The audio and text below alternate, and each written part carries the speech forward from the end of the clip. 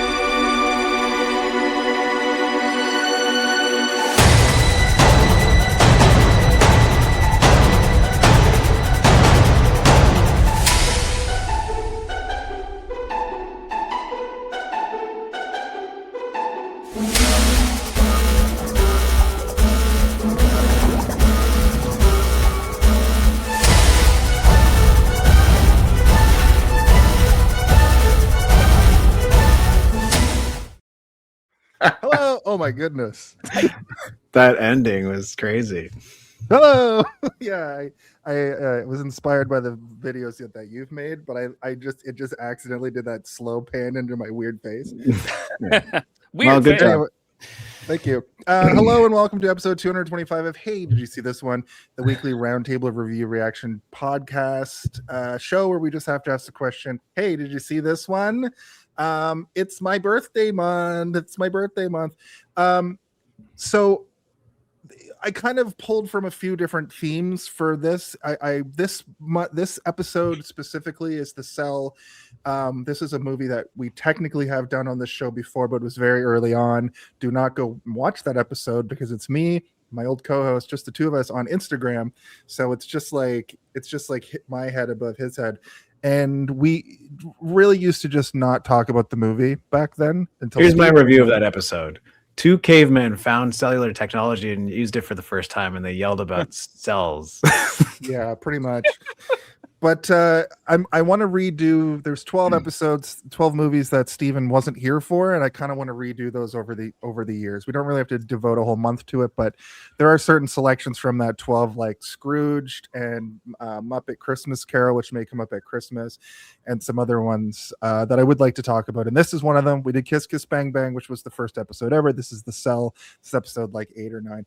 But anyway, I digress. It is my birthday month. In addition to that, I originally wanted to do. Wait, is it your birthday month? It's my birthday month. Okay, I wanted to do like a retread of animation for big kids, but then you know what? I only took 2 movies from that, and then I just said no themes, just friends, and have Wrath of Khan in there, so my friend Graham can come and talk about that. But what I realized is all 4 of these movies kind of have like a final boss. They kind of give final boss with Sephiroth, Stringer, whatever the guy's name is from this movie. I should probably know that if we're talking about it. The big bad robot at the end of Aqua Teen Hunger Force, and of course Khan from Wrath of Khan. So it's a spotlight on final bosses month. I got that out of the way. I won't rant about it next week. But we are here. Like I said, it's episode 225. My name is Jason R. Phillips. It's my birthday month, and I'm joined as always by Stephen Boba Blackfly Waters, my illustrious co-host. That's me. It's not my birthday month, and when it is, you won't hear me talk about it very much. Next month is his birthday month, and I'm going to tell everybody. I'd like to, at this time, welcome back to the show for the second time in like 2 months. You were here last month. And I appreciate your time. You can find him on the Believe It or Not show on YouTube.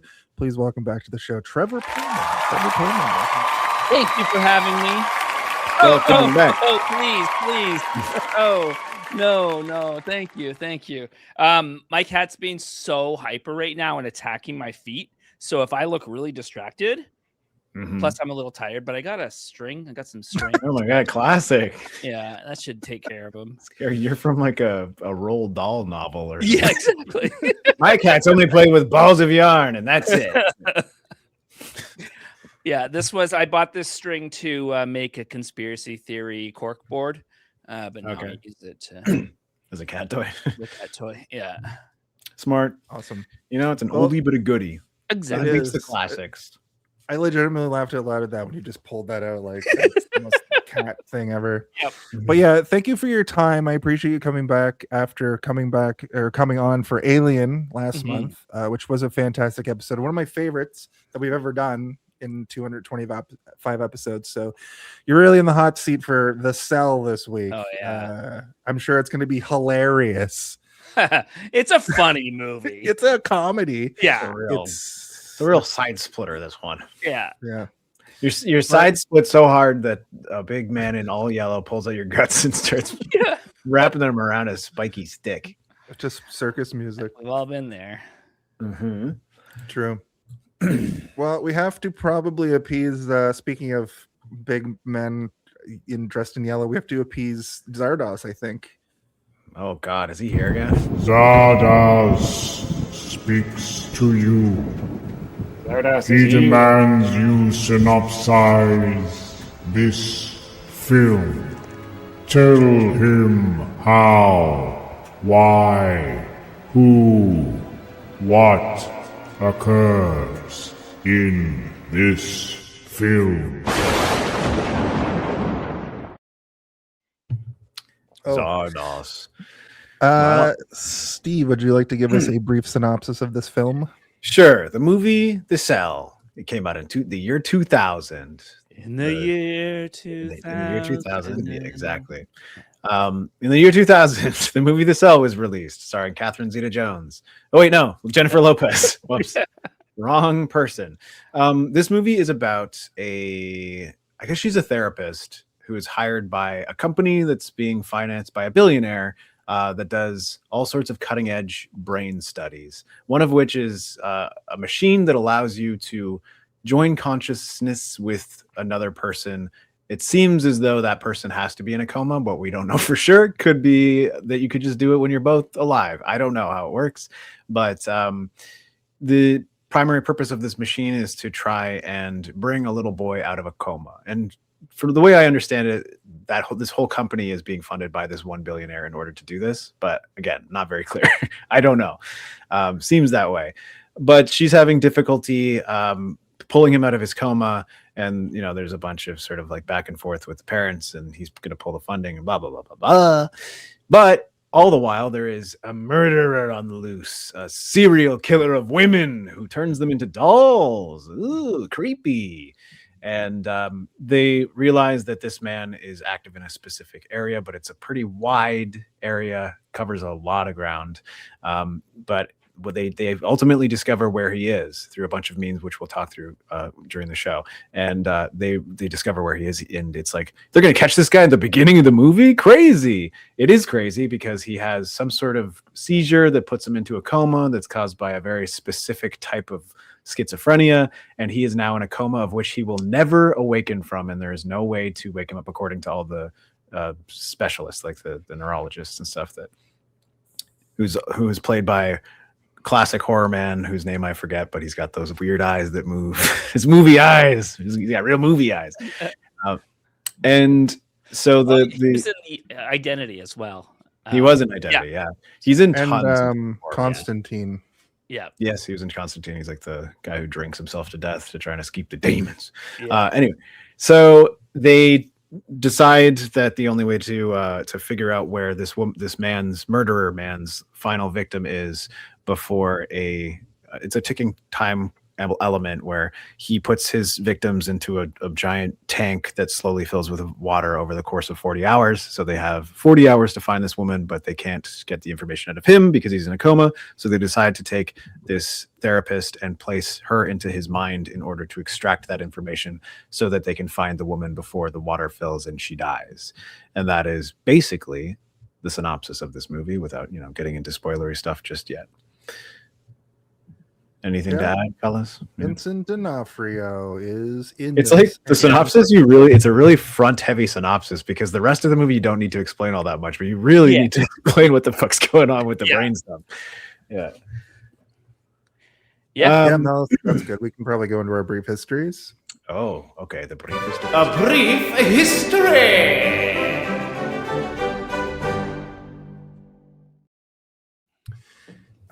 Trevor, would you like to tell us about your history with this particular film? Yes. So it came out in the year 2000. I feel like I was going to the movie theater all the time, constantly in the year 2000, because I was in my first year of college and I lived by a theater that had $2 tickets every day and $1 on Tuesday. So that's insane. I missed this one. I somehow missed this one and then caught it like 10 years ago. Really liked it because I love The Fall, another Tarsem Singh movie. So I was like, how have I not seen The Cell yet? So I watched it. I didn't like it as much as The Fall, but I enjoyed it. I remember really liking it. And then I watched it last night again, realizing I was talking to Jason about this. I remembered nothing about it. It was a blank slate when I started watching it again last night. And I enjoyed it again. So yeah, this is one of those movies where a lot of the imagery sticks in your head, but the plot not so much. And like you sort of remember bits and pieces of like I was able to be like, oh, don't they like figure it out because he's got a dog that's really weird or something? And then I watched him like, oh yeah, albino German Shepherd. Okay, got it. Yeah. Oh yeah. And was that actually an albino German Shepherd? Like the so my partner is like an animal expert, and we were both like, I was like, it's a husky, right? And Danny was like, no, it's some sort of mixture. But and then before they even got into the discussion about it, they're like, it might be like a mixture of a husky and a shepherd. It looks like a German Shepherd husky mix. Okay. And then the plot point drops. They're like an albino German Shepherd, and Danny was like, doesn't have albino eyes. That's not an albino dog. That's some sort of like they breeded a dog. Maybe not specifically for this movie, but they were lucky enough to find something that could pass as an albino dog. And I don't think they make contact lenses for animals yet. Thank you for saying it. Well, now they would just have a full CGI dog now if that was the case, Yeah. So we didn't actually look it up and we couldn't figure it out, but Danny was using their magical animal powers to be like, I don't think so. I think it's a German Shepherd husky hybrid of some kind. But then they also listed like 10 other dogs that I'm like, I don't even know what that is. No idea what you're talking about. Anyway, we'll talk about that when we get there. Yeah. Sorry, were you done? I kind of interrupted you. Oh no. That's it. It's done. Okay. Speaking of albino dogs. That's the opposite. Yeah. A cat. So I saw this movie when I was fairly young. It was definitely not in theaters because the year 2000, I was still kind of like scared of everything. Right. I'm a little bit younger than both of you guys, and in the year 2000, I was still kind of like watching Empire Strikes Back like 3 times a week, like where I wasn't really expanding my horizons as a movie watcher. But when I got into high school, I started to revisit a ton of stuff and look into things that I hadn't seen before. And I remembered the trailer for this movie when I was really young, and the trailer really scared me. And it was just like simple things from the trailer, like when he yells like, where do you come from? And like just the visual elements of the suits that they're wearing. Because my brain is like, why do they have all their skin off? And why are they showing that in a trailer? I'm going to see Bicentennial Man right now. Why are they showing me this shit? I'm a child, and they're showing horror.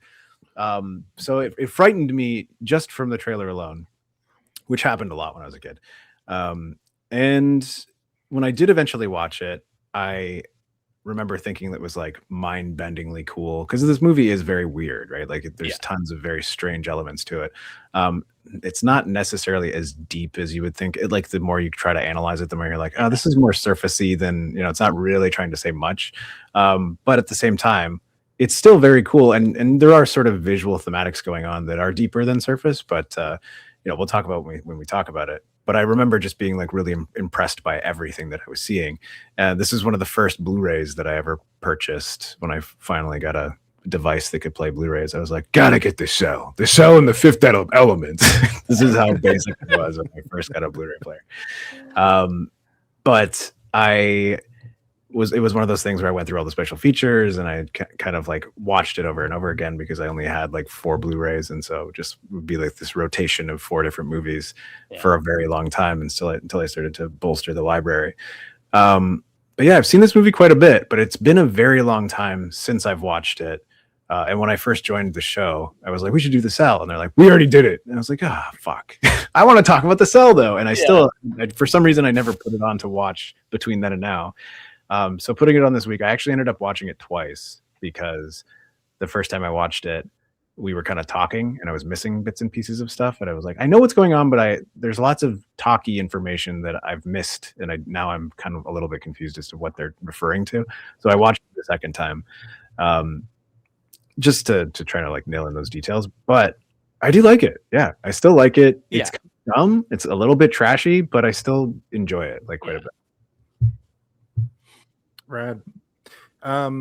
Yeah, for me it's pretty simple. Like 1 month before you came to onto the show for Jaws and never left, we covered The Cell, and I was looking back at the episode, and like I said, we talk about it a little bit, but the show used to only be an hour long, and this movie can't be covered in 1 hour unless you just kind of gloss over most of it. Yeah. And because of that, I think that when I watched it, I didn't pay attention that hard. It kind of just came and went. And as I was saying to you last night, Trevor, as well, like I didn't remember like the plot. I didn't remember most of the stuff in the dream world. I kind of just remembered that like it has something to do with the girl inside Julia, inside that tank, and the ticking clock of the water kind of filling up as the movie went. And of course, J-Lo in like the weird suit where they, go into the dream world and all that. I remembered elements of it. But before that, I also, like Steve in 2000, wouldn't have been able to handle this movie. So it was kind of presented to me like this like gnarly horror. And every time people would mention it, they'd be like, oh, The Cell. And it is kind of like that. Like, this is one of the scariest movies I've seen in a while. Like, I had moments of like feeling genuine discomfort, which doesn't really happen to me. We've covered 100 horror movies on this show, and I haven't felt the feelings of like the first act of seeing Vincent D'Onofrio's character do what he does. Like, that stuff is genuinely terrifying and gross and weird. But I think it makes for a good setup for a serial killer villain.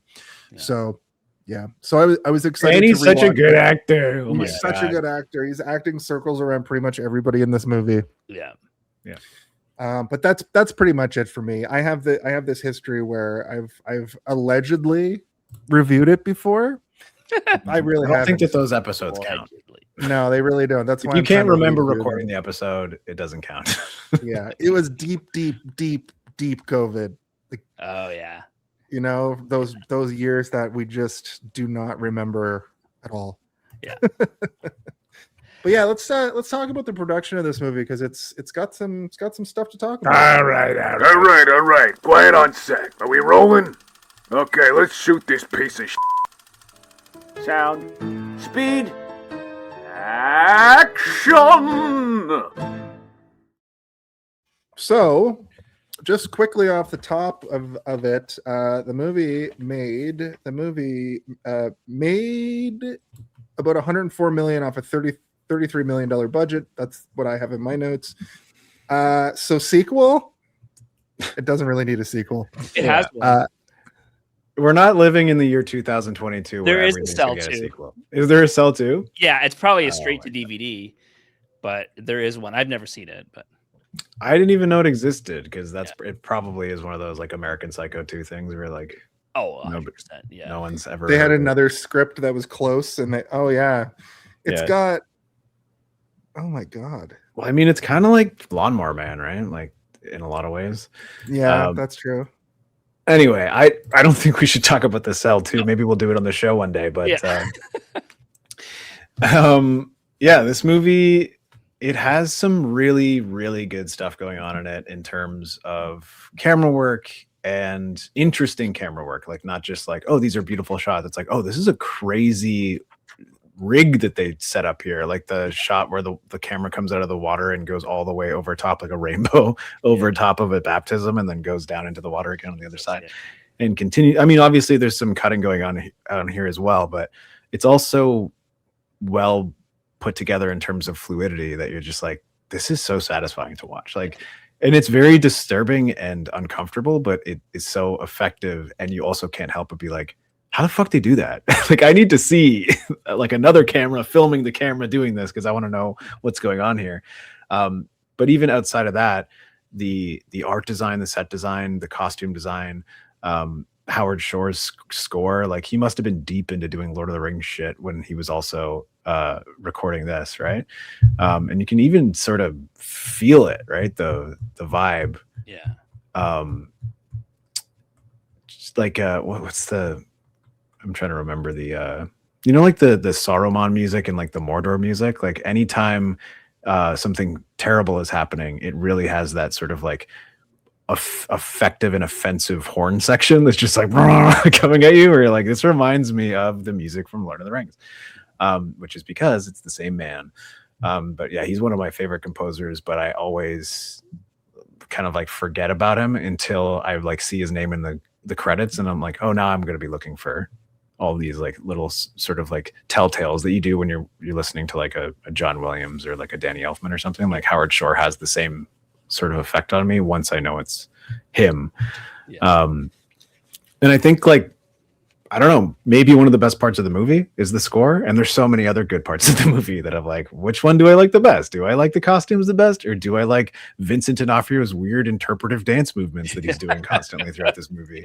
I really enjoy the fact that they hold on scenes a lot of times in the dream world where it does look like a painting come to life. Apparently, it's inspired by artist Damien Hirst, and I looked him up. And that part with the horse being like cut into multiple pieces, he kind of has a series. He's got like a shark that he did, very similar to that, and some other stuff that's similar to that, and like things in tanks. A lot like the actual tank itself. Oh, this cool. Guy, yeah. There's a documentary on this guy. It's so interesting. He did this. He's one of those people that you're like, oh, this man must be like close to like a billionaire level, or at least have billionaire friends that finance some of the crazy shit that he does. But yeah, he made like a ton of money doing all of the those sort of resin animal things that he did that you're talking about that clearly inspired some of this. But there was a documentary that came out a few years ago that I think he either produced or directed, but it's about him and how he found basically like this lost ship and all this like sunken treasure in it, and he was able to excavate it all and then present it to like museums and stuff, and he made like this art installation about it, or like with all of it. I'm pretty sure that I'm correct here. I could be talking out my ass, but I'm pretty sure it's the same guy. But yeah, it's super interesting. But yeah, now that I'm looking, I'm like, oh yeah, the horse thing is clearly inspired by his weird resin artwork. He'll take a horse corpse and stick a unicorn horn on it and be like, I captured a unicorn. Tell me about Tarsem Singh, because I'd never heard of him, but his direction style is so specific. I haven't seen. He's only made 6 movies, and I have not seen all of them. Yeah, I've only seen this, and The Fall, I think. I have seen Immortals, and also that short film that I told you about on the show a couple times, Jason, that I directed when I was younger. One of the immortal gods from Immortals was in our movie with us, so I got to talk to him about it quite a bit when we were working. Oh, nice. And he kept mentioning, yeah, Tarsem was just like, because he was talking about Tarsem as in like their buddies or whatever. So I'm like, oh, cool. And I was like, who? Then I like run away, look on my phone, like, oh, okay, that's the director of the movie. Yeah. Like, so tell me more. Because there's this shot in the movie. He played Apollo in the movie. It's about like the gods or whatever. Yeah. And there's a shot where he gets like murdered, and his head flies back and his helmet flies off. And it always stuck out to me, and it's just because like this is a guy that I've been working with now for like months and months. Yeah. And I was like, you're the only god that when you died, your helmet got to fly off. And he's like, actually, funny story. We were doing combat and they broke my helmet. Everyone else's was like stuck to their head, so it couldn't come off. And mine just flew off and they couldn't have time to fix it. So it just kept flying off. I'm like, well, it's made you stick out way more as like, oh, that's Apollo. Apollo's dead. Yeah. That's pretty crazy. I have seen something else many times that this director is known for his commercial work. He did a generational run of Pepsi commercials, it seems. But he directed the music video for Losing My Religion by R.E.M. And he referenced it in this movie. Yeah. I can see some parallels. And is that the digging into the stomach part? I think so. I can't remember. Because that's also based on at the end of the movie, Peter sees the picture. And then there's a very he looks at the picture and it's Jesus having his intestine pulled out and put onto the thing. Yeah. And I was like, did Peter just realize that he's the Jesus in this story or think that he's the Jesus in this story? Right. Yeah. Which I thought that was just a funny moment for me. Is that Jesus getting his guts ripped out? I thought so. I just thought it was just like an old painting. Probably ask the guy that does religion content. Oh, right. Yeah. Trevor. Right. I think so. I mean, that was definitely Mary at the end there.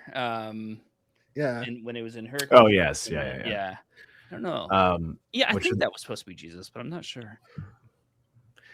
Yeah, it's one of those things where I'm like, oh, there's a lot of imagery being thrown at us here at the end where you're like, it's clearly doing something, but I don't know if it's doing it successfully. Right. But I mean, we can talk about that more when we get there. But yeah, I don't know, man. There's so many cool things in terms of production. Unfortunately, I didn't have any time today to do. I was like, I'm going to do a deep dive in research. And then I was like, oh, I have 10,000 things I got to do today. I don't have time. I know they reused a lot of some of the costumes from Dracula, Bram Stoker. That makes sense. Yeah. Those same costume designer. Yeah. Yeah. Those brain suits or whatever, they look a lot like the armor that he wears in the flashbacks in the Bram Stoker's movie. Makes sense though, because again, amazing costumes in that movie too. Yeah. It's one of those things that I just throw on every once in a while just to be like, look at this suit this man's wearing with his like crazy glasses and his top hat. I'm like, this is wild. Yeah. We've never done that movie on this podcast. We should do that one day. Do 4 Draculas, do a Dracula month, do 4 Dracula movies. Oh my god, 4 Dracs. We all have to dress like Dracula and talk in Transylvanian accents. Invite him in month. Yeah. The only other thing I wanted to mention is just like how refreshing it was to see all the practical effects, a lot of the actual sets that they built them fully, and the matte paintings and things. It's like so nice to go back. Even just the opening shot where it's like, oh, they actually went to sand dunes. This is a real sand dune that they've got J-Lo walking around on here. And the CGI isn't too intrusive, and they did a lot of cool like composite, like she'll be floating clearly around in water, but it'll be like in air. When she hangs upside down and falls, and then she's floating in front of the child serial killer, like towards the middle of the movie. Like there was a lot of cool stuff like that, which I really appreciated. I also pulled up Damien Hirst's Shark. That he did very similar to the one I was looking at too. Cool stuff. I don't have a ton more to talk about in terms of production, but you guys got anything? I'm good, but this guy says he was going to do a Batman movie after Batman and Robin, but then the franchise went on hiatus. And you know what? I want that movie. I want a weird, trippy. Like Lord Inquisitor is a writer for the Three-Eyed Theorist. He's one of our writers. Right. Well, welcome, Lord Inquisitor. I think you were here on Alien, and you've been here a few times, so I appreciate your input. But this movie would have to be Scarecrow, right? Oh, he would probably love that, yeah. And they did do after Batman and Robin, the next villain was Scarecrow. Yeah. True. So maybe that's what they gave to Nolan. Like, we've got this script that this freak on a leash was doing over here, but he decided to go make another REM video instead. That was 9 Pepsi videos. Another production thing I read was that the writer of The Cell hated the movie and has disowned it and wants his original script to be remade eventually. Oh, interesting. Yeah. Oh, Mark Protosevich. Yeah. I think. No, he's also only written 5 things. Yeah. He So wrote my 4. My wife watches the show Sugar. He and wrote Sugar. He wrote the remake of Old Boy, which I hear is not good, but I haven't seen it, so I don't know. It's the same. I mean, it's always weird when they remake something and it's like pretty much the exact same movie. It's like, what did the writer even do? Oh, he did story. He did the story for Thor, and he wrote. I just said that. I Am Legend. Well, what the fuck is I Am? So Will Smith. Wrote I Am Legend. No. This thing here called I Am Legend: Awakening. Dash story 2 : isolation. Maybe he wrote like sequels to it that never got made or something. Because I think that they did kind of try and set up at the end of that movie. It felt like they were trying to set up some sort of like we are legend. Yeah, that's true. And they're going to remake that thing with modern actors soon, I'm sure. I actually kind of like the Poseidon movie, though. It's based on the Poseidon Adventure. It's basically a remake of that, but looks like all of his movies are remakes except for The Cell. Yeah. And I guess Thor. But Thor's an he wrote a remake of Freak Show. Oh, maybe it's different than the Freak Show that I'm thinking of. I wonder what his script is like. It's probably full of nasty, perverted shit. He's like, I wanted it to be grosser than this. You know? And then he's like, I demand to rewrite Old Boy. And it's like, oh, this freak's back. All right, let him write one. It's perfect enough for him. Put a Brolin in it. Put Josh Brolin in it. He's an old boy. Have you seen Old Boy, Jason? I don't know if you know what it's about. It's a guy like stuck in a room for a long time, and then he goes on a revenge thing, and then there's like a hallway, and then it's like okay. So have you seen it? I'm asking you if you've seen it. Okay, it is not about that. It's about something it's very Game of Thrones. I'll leave it at that. Cool. Should I watch the original? Trevor knows what I'm talking about. Yeah, watch the original. Should I watch the original, or should I watch the remake from 2013 with Josh Brolin?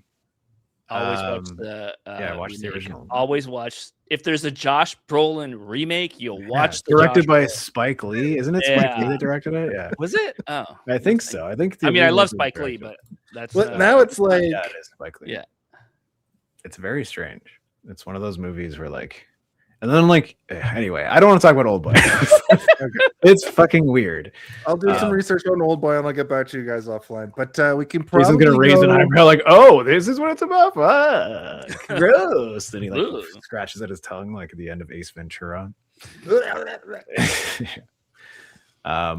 Anyway, I guess to a room and say he's a she's a she, he's a she. Oh God, Mrs. Doubtfire. Okay. Yeah, we got it. We're just gonna list all the transphobic movies from the 90s. Yeah, let's go through all of them. Yeah. My brain just said Harry Potter. Just started going, Harry Potter. So let's go to the body of the episode now. Let's go to the body of the episode. Everybody back up, because here comes the body of the episode.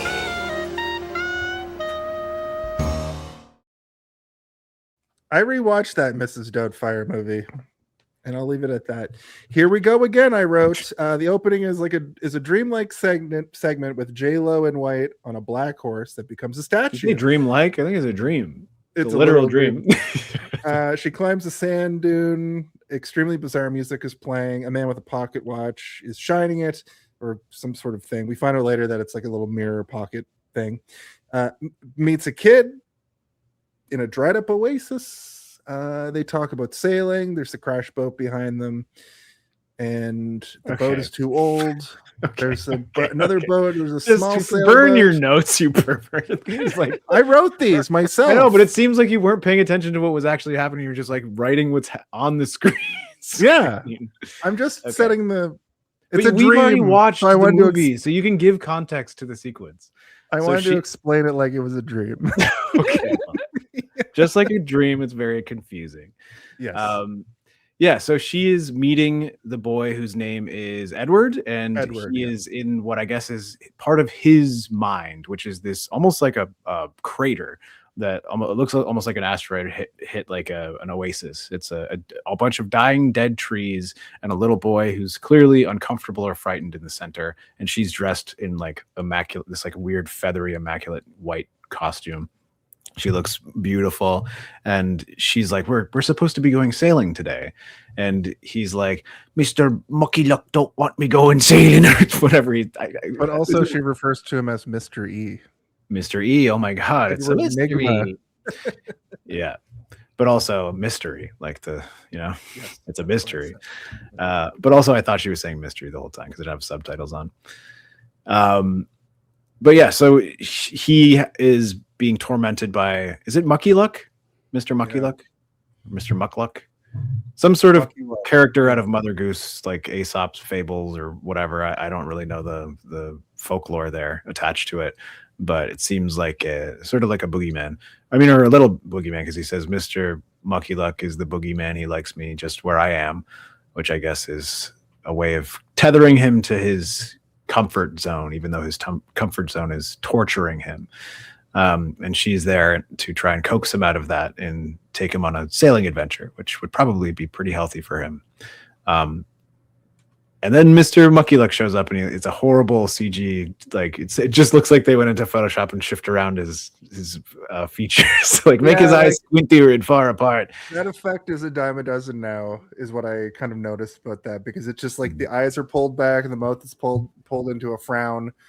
But what's interesting about this to me is it's sort of it's a great setup for what the monster becomes later in the movie. This is a much smaller version of that, but also it kind of made my mind wander about if the monsters inside these, in the mind or in the dreams, are actual monsters. And I'll get into that more like at the end. Like, why does she even bother going back into the dream after they find out where the person is being held? Are these people infecting dreams like actual real life boogeymen, real life monsters that exist? But like, why aren't they calling somebody? And then they're like, who are we gonna call? And you're like, well, you know who. Well, you know who. There's a fucking monster in his brain. There's also a real Ghostbusters episode that's like that, I'm pretty sure, where they fight a dream eater. Do you guys mind if I become the worst guest you've ever had for like a second? Sure, go ahead. My realtor is calling me. So okay. My realtor is calling. I know. I'm such a douche canoe. Okay, I'll be right back though. No problem. Yeah, we'll catch you up. Okay, sorry. How do I pause this? Speaking of douche canoe, one of the ships is broken. The other one is tiny. And so they can't go on their adventure, but mostly it's because Mr. Mucky Luck doesn't want them to go. And so she presses a little diamond-shaped square on her diamond-shaped square. That's a dumb thing to say. And then it's like a little escape button or whatever, right? And we discover what that is later, but it's pretty apparent what it is through context. Yeah. She presses the button and they pull her out of the dream world. So you can log off the Matrix. Yeah, and there's this really interestingly done shot where it pulls around her as she's sort of hanging, and then the supports come up underneath her, and you can see that she's in this very sterile onyx looking facility wearing this really creepy, she almost looks like a Cenobite, like it's like red. I fully forgot about the fact that the killer does the hanging back piercing thing. I always forget about that too, but I think it's because my brain doesn't want to store it. Doesn't want that. It's such a painfully uncomfortable thing to look at. But I immediately wrote down for this is like, this is like, the skin, like the open skin, skinless suits that they wear that are hanging by those strings kind of reminded me of that. And color that's deliberate. Yeah, later absolutely. In the movie. Yeah, it's meant to be sort of a juxtaposition or a foreshadow. Why do they make the suits look like bare skin? Just like a cool aesthetic, do you think? Like this is what. Well, it looks like a skinned human being, right? It looks like muscle. Yeah. I mean, obviously it's aesthetic. Like there's no reason they could make it any color they wanted, right? Like I don't think like, oh, the coolant doesn't work unless it's red for some reason. It's like, no, red is a very predominant color in this movie, as is yellow. Those are used everywhere in the real world and in the dream worlds. Those two colors are used all the time. And then, you notice at the very end of the movie when she's, putting up the ribbon, it's a big blue ribbon, it's Right. it's all meant to represent certain things. But the red, I think, is supposed to be like you say, like it looks like a skinned suit, and you're supposed to be like laid bare to the point that like there's nothing left, like you don't even have your skin. That's how like vulnerable you are. And they didn't do like a VR headset either. I thought this was a really cool thing. It's a like little shroud. Little shroud that goes over your eyes. It reminds me of the Sheik masks in like Zelda or something. Well, I think it's supposed to be like a reference to like the Shroud of Turin or whatever, right? Like, okay, like the thing that they put over people in biblical times when they die. I think that's supposed to be what it's. That everything in this movie is like dry humping religious stuff. Like right up against you. You're like, okay, we get it, Jesus and stuff. Holy fuck, calm down. But I mean, like it's fine. Like and like you say, everything looks like a painting. That's also on purpose as well, right? Like a lot of it is meant to look like Renaissance paintings, which in the Renaissance period, like the majority of things that were being painted were religious because the church was the only thing that could afford to pay all these artists like exuberant prices to do all these elaborate paintings that would take them like their whole like 2 years to paint a thing. And it's like, well, I guess only the church can afford to pay that. Anyway, that's one of the reasons why we have so much religious artwork. But this movie is not paying homage so much as it is to using it as a storytelling element. And this guy's obviously a religious sort of, he's not a zealot. It seems like he's been done dirty by religion in every possible way. Have you returned? I've returned. I'm so sorry. Yeah. You didn't miss too much. We were just talking about how there's all these like really deliberate color choices. And okay. The first one that really jumps out to you is the red sort of muscle-y. Me and Danny kept calling it the muscle suit. Like, yeah, put your muscle suit on and get selling over Exactly. there. What so Stephen, you know what they say, you gotta buy low and you gotta sell high. Stephen mentioned that the thing that went over their face is what is Shroud of Turin? Is that? Oh yeah.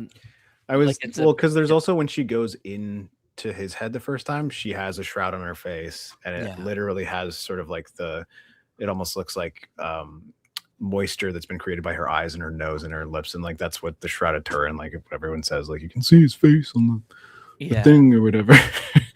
I don't know a ton about it, but I'm like the visual reference, I'm like, oh, I think that's what this is supposed to represent. And it's like tons of little things like that. I was saying to Jason before, this movie is like not being shy about constantly throwing religious imagery at you, which fair. He's the whole conceit of the movie is that his schizophrenia was activated during his baptism, which is pretty wild. Yeah. Oh, that's another production thing. I guess they made up that form of schizophrenia for the movie. Oh, is it not real? Yeah. Yeah, I know. I checked. I was like, that doesn't seem like a real thing. And it's right. Yeah. They were playing fast and loose with, like mental disorders and like brain disorders in the late 2000s, early 2000s. They're just like, we could just make it up. Yeah. Which, in hindsight, maybe not the greatest thing to do, because idiots will go see things and be like, well, this must be real. They must have done their research. And it's like, no, they took an already existing thing and then added 10 things to it. Yeah. I actually have that. I think I have that. I have when I go to sleep at night, I have a horrible nightmare about this monster. I think I have whatever disease is from the cell. Yeah. Part of me says, like, I mean, except for the fact that they called it a form of schizophrenia, I do kind of like the idea of just making up a new thing so that it's not stigmatizing people who have the real thing. But absolutely, which is, I think most filmmakers now have started doing that, right? Where they're like, no, we're just going to make up it. Like, it doesn't have to be anywhere real. And they might like tangentially sort of relate it to something else. Yeah. But they're not going to like fully say like, it's a form of this thing that already exists that you know about. Yeah. Because like, it's a kind of fear mongering thing as well, right? Because like schizophrenia was so stigmatized already in the 90s that you could just say it about anything and it'd be like, oh, well, that just means crazy, right? It just means it's a crazy person. Yeah. I don't think this movie is like too egregious about it, but at the same time, like my experience with schizophrenia in real life is not vast, and so like I can't say whether or not it's like truly offensive to somebody who's dealing with it, or if has family members dealing with it. Yeah. But I do think that they kind of like sidestep it enough that it's like, if you're a wise film watcher, you're not going to assume that this is like accurate in any way.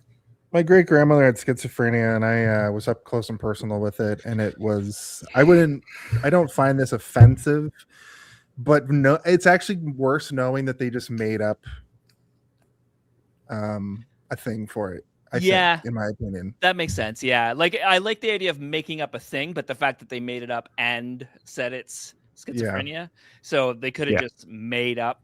But it's still, I guess, maybe for people who are dealing with any mental illness. Like I get frustrated when a movie has the premise that if you just stop taking your pills, then you'll see the real truth. That's like a cliche that happens all the time, where it's like, yeah, but what about somebody who has delusions and then is watching this movie and they think it's, I don't know, and think it's telling them to stop taking their meds. But yeah, I mean, the year 2000 was not the most sensitive time, and like it makes me think of things like Split or whatever, right? Where they take DID and they use that as a baseline to then be like, well, it's not.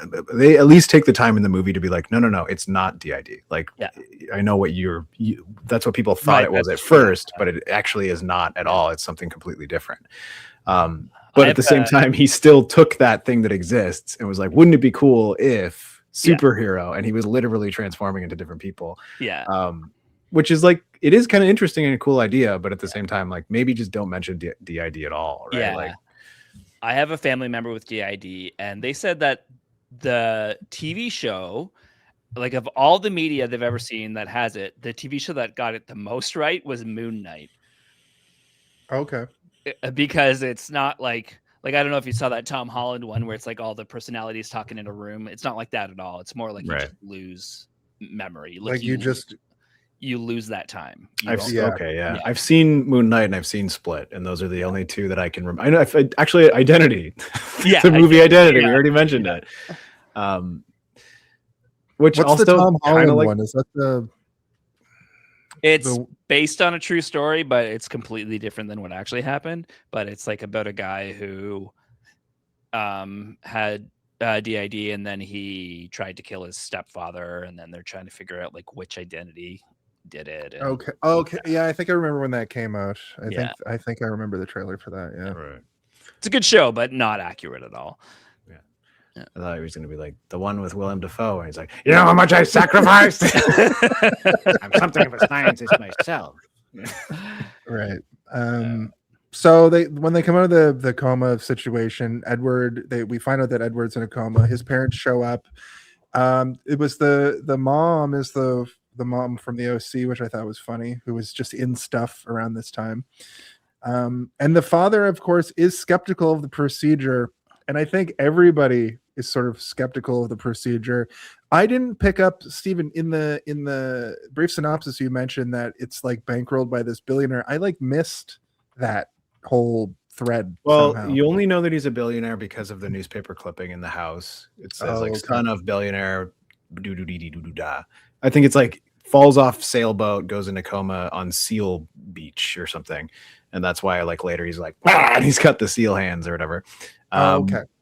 But this is only through context that I pieced this together, and I don't know if it's true. It's just an assumption I came to based on what's happening in the movie, which is these people are all very concerned of him taking this kid out of here. So I am assuming that this guy is pumping tons and tons of money into this facility, right? Yeah. I don't know if he probably doesn't own the facility, but he's probably giving them mountains of money in order to continue the research with this device that they're using. Yeah, the backstory I made up in my head was that they were already doing the research, and he's like, this might help my son, so we're gonna increase it. We'll give you as much money as you need. Just to help my boy. Yeah. I inserted the face-off thing where they were already doing face-off stuff and just trying out face-off stuff, and that's real. then that's real. And they just happen to. It was happening like in two medical bays down. They're hanging there in Dream World, and then a couple of bays down. Nicolas Cage is like, "All right, let's get out of here." With no face. But that's how I sort of saw it. Like this futuristic technology. I was going to ask you guys, like, what year do you think this movie takes place in? Like, how far off, or is it just an alternate universe year 2000? I just thought it was the same year. Yeah, I thought it was the same year, and it was like secret research because they have to find it through the doctor, which I always think is better when you have it's just one thing. And it's like the way they filmed that scene was like pretty good as well, because like he's like, that if there was any way whatsoever, I would do everything in my power to. He like drifts off, and his eyes are doing the crazy eyes, and I'm like, he's thinking, he's like, wait, I heard this thing through like my friend, like maybe there's a way that we can, which is like, I like that too. And like, this is again, like something that wouldn't happen in a movie anymore. You would have that doctor sit there and give you like 45 seconds of expository dialogue explaining what the project is. Cause we don't need that explanation. We've already seen how the machine works and like that she can go into this kid's brain. But now they're movies were better in the 90s. Yeah, folks. they expect you to be on your phone, not watching the movie. Yeah. So who was it? Paul Feig was talking recently about having to sit through audience reactions for a Netflix movie he made. But it was so different because everybody had a camera on them, but he could see what they were doing while they were watching the movie, and he was getting so they were just like, yeah. Oh my God. That's so annoying. Yeah. It's one thing that I love about a movie theater, though, is that like I actually get locked in. It's like impossible not to. This screen is so big and it's so loud. And the only time I ever look at my phone is if I get a like, and then I'm like, oh, it must be an emergency. And then I look, I'm like, oh, it's Uber Eats reminding me that I have a 50% off Popeye's chicken or whatever. I literally, it's one of the few places that I turn my phone off like completely. Like when I go into a movie theater. Good for you, you fucking saint. No, it's not why I'm saying it. It's because it's one of those like, it's not quite a third place, obviously, but it is a place where I want to go and like the lights are out and I'm gonna watch this movie all the way through because I do this show every week, and speaking of saint, I am no saint. I watch a lot of movies in chunks. I didn't mean that literally. I'm a saint. You're a sinner. You're a child. You're a mother. Yeah. Do you find like, and we'll get back to the movie in a second, but do you find like, for me, if I stop watching a movie because it's bad, I can't. The next day I'm watching the rest of it. No, I'll always finish everything. Yeah, it's rare that I turn something off. I walked out of a movie once in my life, and it's only happened once, and it was because the movie was actually that uninteresting that I was like, I can't watch any more of those. Oh, I used to be an evangelical Christian. I walked out of so many movies. Oh, okay, but that's for different reasons. Yeah, it's because you got the whole Kirk Cameron filmography. Yeah, like I'm dead. Yeah, we weren't in that cult, but we were in a different type of cult, the cult of cinema. And the thing about it is like it's a strong draw. You're like, I'm at least a little bit invested in some of this. The movie that I walked out on was Aragon. Have you ever seen the movie Aragon? The dragon movie? Yeah. Book. My favorite thing about Aragon is that my friend talked the entire time about how it was written by a 10-year-old. It's like, I don't care. It's bad. I remember I was working at a Chapters when the final Aragon book came out or whatever. Yeah. And like, I remember there was like, it was like this big deal and I had never even heard about it. Right. I was like, what the fuck is this? And I looked at on the back, it was like, it's written by a 17-year-old. And I was like, really? And then I started reading, I'm like, oh yeah, clearly. Yeah. it's definitely written by a 17-year-old. Then her boobs boobingly. Yeah. Well, boobs do that. So that's And then all the lady dragons showed up, and all the other dragons went crazy. That sounds like a sick book. Yeah. Well, maybe you would have stayed through the whole movie then, Jason. That sounds like I remember when that movie came out, and it sounded like it was part of the like turn all the young adults. Yeah, it was like they were trying to do another Harry Potter, Yeah. because it's like we've got 7 books or whatever, and like Harry Potter is making billions and billions of dollars, and so they're trying to do it with everything. Right? There was a ton of those like YA Maze novels Runner that got turned into stuff. Well, Maze Runner actually did okay, and like the Hunger Games is another Hunger one. Games. Yeah. There's like a bunch. There's a whole bunch, but Aragon was like the big fantasy one that like they were like it's all about dragons and shit, and then the dragons show up and they're like, hey, everyone's like, fuck this shit. We don't like this. We want the kid with the lightning bolt on his face. Yeah. Anyway, Harry Potter also way better in terms of like everything, like production. Like they got the proper directors and music, everything involved. Like they went hard on the first one and they did a good job. Jeremy Irons. Jeremy Irons is in that? See, like I even forgot that he's in it. I thought he was just in the Dungeons and Dragons movie. Oh God, we need to read the comments. I mean, the thing. Paolini is actually quite clean. His problem is that it's a one-to-one ripoff of Star Wars. Well, the thing about that is that like so many things are a one-to-one ripoff of Star Wars, and even Star Wars is a ripoff of Dune. So it's like, what are we doing, folks? Everything. The hero's journey is very easy to replicate. Anyway, that's the only movie I ever walked out on. And I can't remember how we got to this point. Well, I'll tell you, Mr. Baines thinks the interaction with the sun in the dream world may have just been a hallucination. He clearly doesn't believe it, but the mom loves J-Lo and trusts everything. Because like I assume there's probably off-camera conversations where she's talking to the mom and being like, he told me about this and this, and they're probably sharing intimate details that only like somebody who's actually like, interacting. Why do you keep referring to yourself as Catherine? You're Jennifer Lopez. Yeah. What do you Jennifer Lopez. I almost said Jennifer Lawrence, and I was like, she was 7 at the time. J-Lo.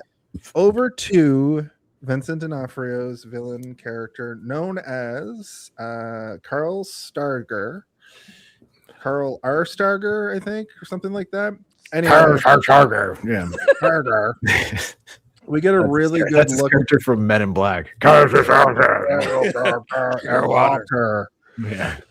But we get a really good look at how much of a goddamn psycho he is for the first time. And he walks into this weird room, and there's this tank with a woman just suspended in water. And he's got a whole video set up, and he empties the water out of the tank. We don't really know what's going to happen yet, because it goes back over to Catherine talking about Edward. And, she brings up for the first time that what if instead of me going into his mind, we bring him into my mind? And Henry, the main doctor guy's like, that's never been done before. We couldn't possibly do that. So naturally, it's what's her name? The other doctor. Oh, yes. Yeah. They're having a very calm, nice conversation in like what looks to be some sort of relaxation room where it's just like 2 lounge chairs with a window that goes to like a jungle. You're like, oh, cool. Dr. Miriam Kent, played by Marianne Jean-Baptiste. What do I know her from? Probably. I was thinking that too. There's a few actors like that where I'm like, where do I know you from throughout this movie? I know her from the movie Hard Truths, which is a movie I watched on our friend Cam's recommendation. It was a TIFF movie from a couple of years ago. Just like everything. She's in a lot of TV. Yeah. Okay, she was in RoboCop, the remake. Nice film. Not the remake, but I mean, no, it's a perfect film. She was in it. Yeah. She's in a lot of stuff. She's just one of those actors that is, I mean, even the other doctor, he's one of those guys too. The guy who's in Sam Raimi's Spider-Man is the one-armed doctor. Yeah. He's in that show. 3 movies have set up as Doc Connors, and then we're gonna get Reese Darby instead. I don't know if I would call it set up so much as I would just call it him being there. They weren't like, he wasn't like, I'm working on research, Peter, about lizard regenerative properties. See me next film. I mean, he had one arm, and in Spider-Man 4, he was supposed to become a lizard. It's true. Yeah, I mean, they had him around in the wings just in case, just in case. Like, we got nothing. We got to get this lizard man going. Anyway. What I mean to say is that actor is also one of those guys that's in so much stuff that I'm like, I can't. He's in so many things that it's hard for you to like pinpoint at something and be like, I like him in this, I like him in that. No, I love him in Hunters. Like if you've seen that show, it's on Prime with Al Pacino. Oh, is that the one where they're killing Nazis? Yeah, he's I've seen he's that. one of the Nazis. Yeah. Oh, he's so good in it. I watched, I think, the first season. Yeah. Don't watch the second season. I think I stopped watching during season 2 because I was like, it's not as season good 2's anymore. bad. Yeah, I think that's why I stopped. Yeah. I remember him from the movie Happiness. If you know, you know. Yeah. So we cut back to Crazy Man, and he's covering her in bleach, and she looks crazy. They do a good transition where she's like, oh yeah, well, he just needs to drink his milk or whatever, and then it transitions to him pulling her out of a bath of like milky white liquid. I'm milky like, oh, bleach. God. Yeah, it's and he's when we were watching it, he's showering on a metal table where her body is like lying there dead, and he's rinsing her off. And then Danny goes like, "This is how we should shower from now on." I'm like, "What? Me pulling a thing and not making eye contact with you?" Like, and then Danny said, "Yes." Yeah. And I wanted to. During all of this too, it cuts over to Catherine, and she smokes weed and like watches trippy, like weird videos too. Danny also knew the name of the movie. It's called Strange World or something. And Danny was like, "Oh, I've seen this movie. It's called Strange World." And I was like, "Yeah, well, why the fuck? No wonder she's having manic nightmares every night if she's smoking and watching some psychedelic animated movie from the 60s or whatever." Yeah, because at the end of the movie, Catherine literally looks at Mother Mary, and then looks at a snow globe, and then goes into her dream world, and that's what she's able to build her universe. Well, yeah, I mean that's actually like a thing that when you're trying to lucid dream, that's a thing they try and like they teach you to do, right? Is like you have to do exercises during the day, and then you have to either like stare at imagery before you go to sleep or while you're trying to fall asleep, or have sort of repetitive things that you like sort of mantra in your mind before you go to sleep, and it'll help you get into that point where once you're in the dream, you're already aware you're dreaming. One of the things they tell you to do is to do something repetitively every day that you know you could not possibly do in real life, that you know if you're in a dream you could. So it's like if you work at a desk every day, just like 4 or 5 times a day, like try and stuff your finger through your desk. And if you can't do it, you're in the real world. But like do it, because then if you're in a dream, you'll do it. And if you can get your finger to go through, it's like, oh, I'm in a dream. And then you'll know you're in a dream, and then you'll have the ability to sort of control the dream. Because I don't know if you guys have ever, had that experience where you, as soon as you realize you're dreaming, you can actually control everything around you, and just like, now I'm like Superman. Speaking of meds, I'm on meds for depression and anxiety, and one of the side effects is very, very vivid dreams. So pretty much every night, I just know that I'm dreaming. So it's a lot, but yeah, it's kind of cool. When I was in high school, I practiced lucid dreaming, and I was able to control my dream exactly once, and it freaked me out so much that I was like, okay, on to the next weird thing that I learned on the internet. Jason did horrifying things in his dream. No, all it was the thing that I practiced was just like turning a light on and off, and I was like in a dream that'd be really easy to do, and I was on a 2D plane that looked like, that episode of Rick and Morty where they go to the 2D planet and they can run all the way around. It was kind of looked like that, and I just turned a light switch off and then woke up, and I was like, I did that in the dream. I know that I did that because I had spent years and years just trying to like hang out with Mario. I swear to God, as soon as I learn how to lucid dream, me and Mario are out of here. Mario are partying. That's not how it went. It was very basic, and it worked exactly once. But now dreaming is a unique thing where I dream so hard that when I wake up, I feel like I didn't sleep. When I have a really vivid dream all night, or what feels like all night, it just feels like I'm like stressed out and tired at work. Yeah. And it's like, I have to say it sounds so dumb, but I'm like, I dreamt all night last night. I'm so tired today. But I think that might just be because I kept waking up throughout the night. Your boss is like, Jason, you can't keep calling in sick because you dreamed too hard. Yeah. What you should do, I was listening to the Cody Crane episode of this podcast, and he said he sold his soul to Freddie, and he hasn't dreamt since. So have you considered that? I should try that. Yeah. Invite Freddy Krueger into your dreams. Yeah. I mean, I have one too that I can talk about, but I feel like maybe I'll save it until it comes into a proper moment. So we then see that he jerks off while fucking hanging from chains, which is crazy. Again, as one does. He has, I think they said it's 24 piercings across his arms, back, and legs that have these big sort of stainless steel rings that he attaches to his back, and then he elevates himself above the body of the woman that he has drowned and bleached, and he just watches the videotape of her dying and whacks it while doing it. Yeah. And then me and Danny both said, like, imagine how tiring your life would be if this is all the work you had to go through just to jerk off. Yeah. And it's the only way. Like, yeah, he can't jerk off any other way. Yeah. I was also thinking of like, who was the person who agreed to install these hoops into his back? But then I was like, I mean, that's a real thing that people actually do. There's like whole sort of, again, like weird, like people who think they're vampires in real life or whatever. Like I remember there were these documentaries that would play when I was a kid where it was like, vampires in real life, here's the weird, twisted, perverted shit that they do that you never even knew existed. And it would show like a bunch of goths like sitting around drinking blood out of goblets and stuff. And it's like, well, it's all clean. We test the blood before we drink it and it's completely fine for you. And then it's like, we also do this. And it would be like, oh, like some guy like getting yanked up into the air by chains off his skin. I wouldn't even necessarily call it weird per se. Like it is a strange thing to do as a human, but I think it's related to some indigenous stuff, because I've seen it done ceremonially in that context. They elevate people via piercings on their backs. Yeah.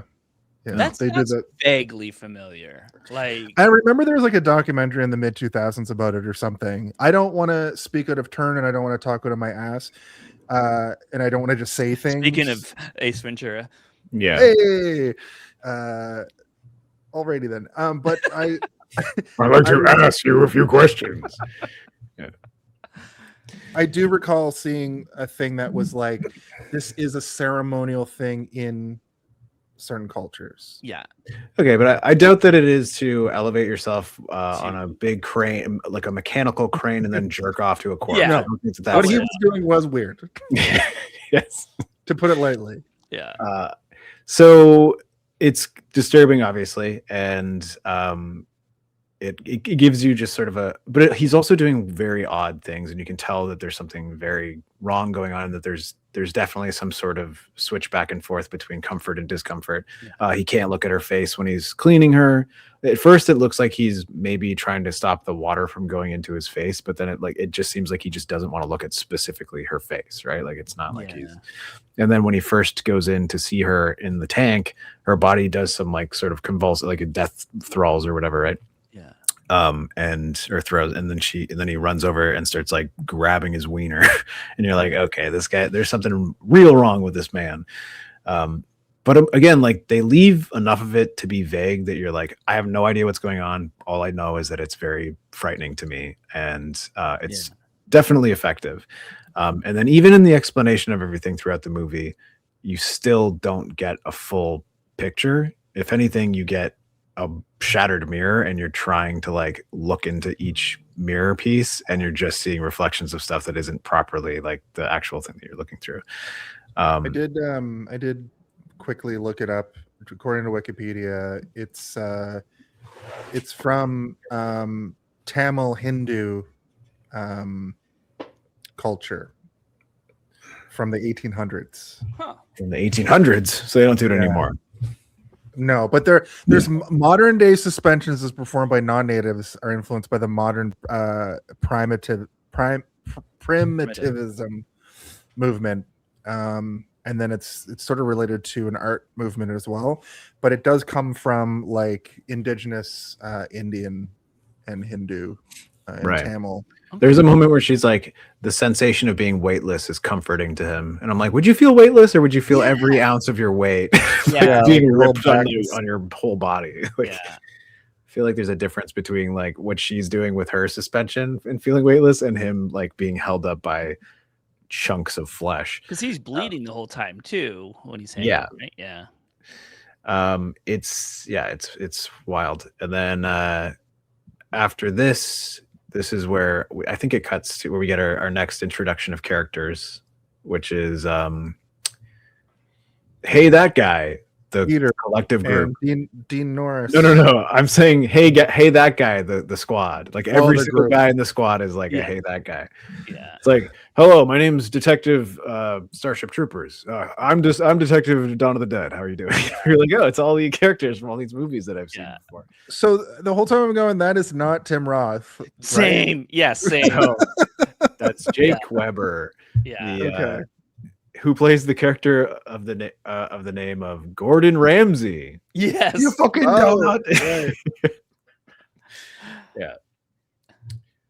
Anyway. Yeah, and he's from a bunch of stuff I've heard of but haven't seen, including Dawn of the Dead, like you mentioned, and Meet Joe Black and U571. Dawn of the Dead is From the one same of the year. other Blu-rays that I first got I had the Zack Snyder Dawn of the Dead movie, which he is in. He plays a TV repairman who he tries to take charge in the zombie apocalypse, and everyone's like, "Why the fuck are we listening to you? What are you, a cop or something?" He's like, "I sell TVs." Like, I'm a TV repairman. Good film. I like that movie too, quite a bit actually. For the same reason I love this movie a lot, which is that I had it on Blu-ray of my 4 Blu-ray rotation. That was one of them, and I watched it a lot. Made me fall in love with Ving Rhames.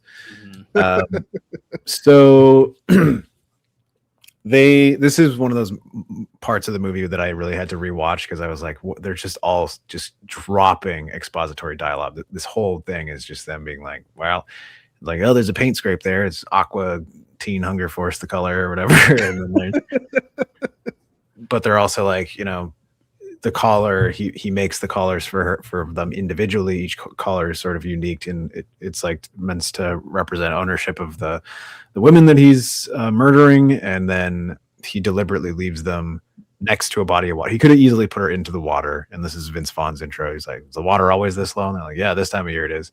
It's like, so he, you know, that's him being like, so he didn't expect the water to rise up during, you know, whatever, you know, in like certain areas, water levels rise dramatically during the day or whatever. Yeah. So he knew that the water wasn't going to wash her away. So he's like, well, he wanted us to find her.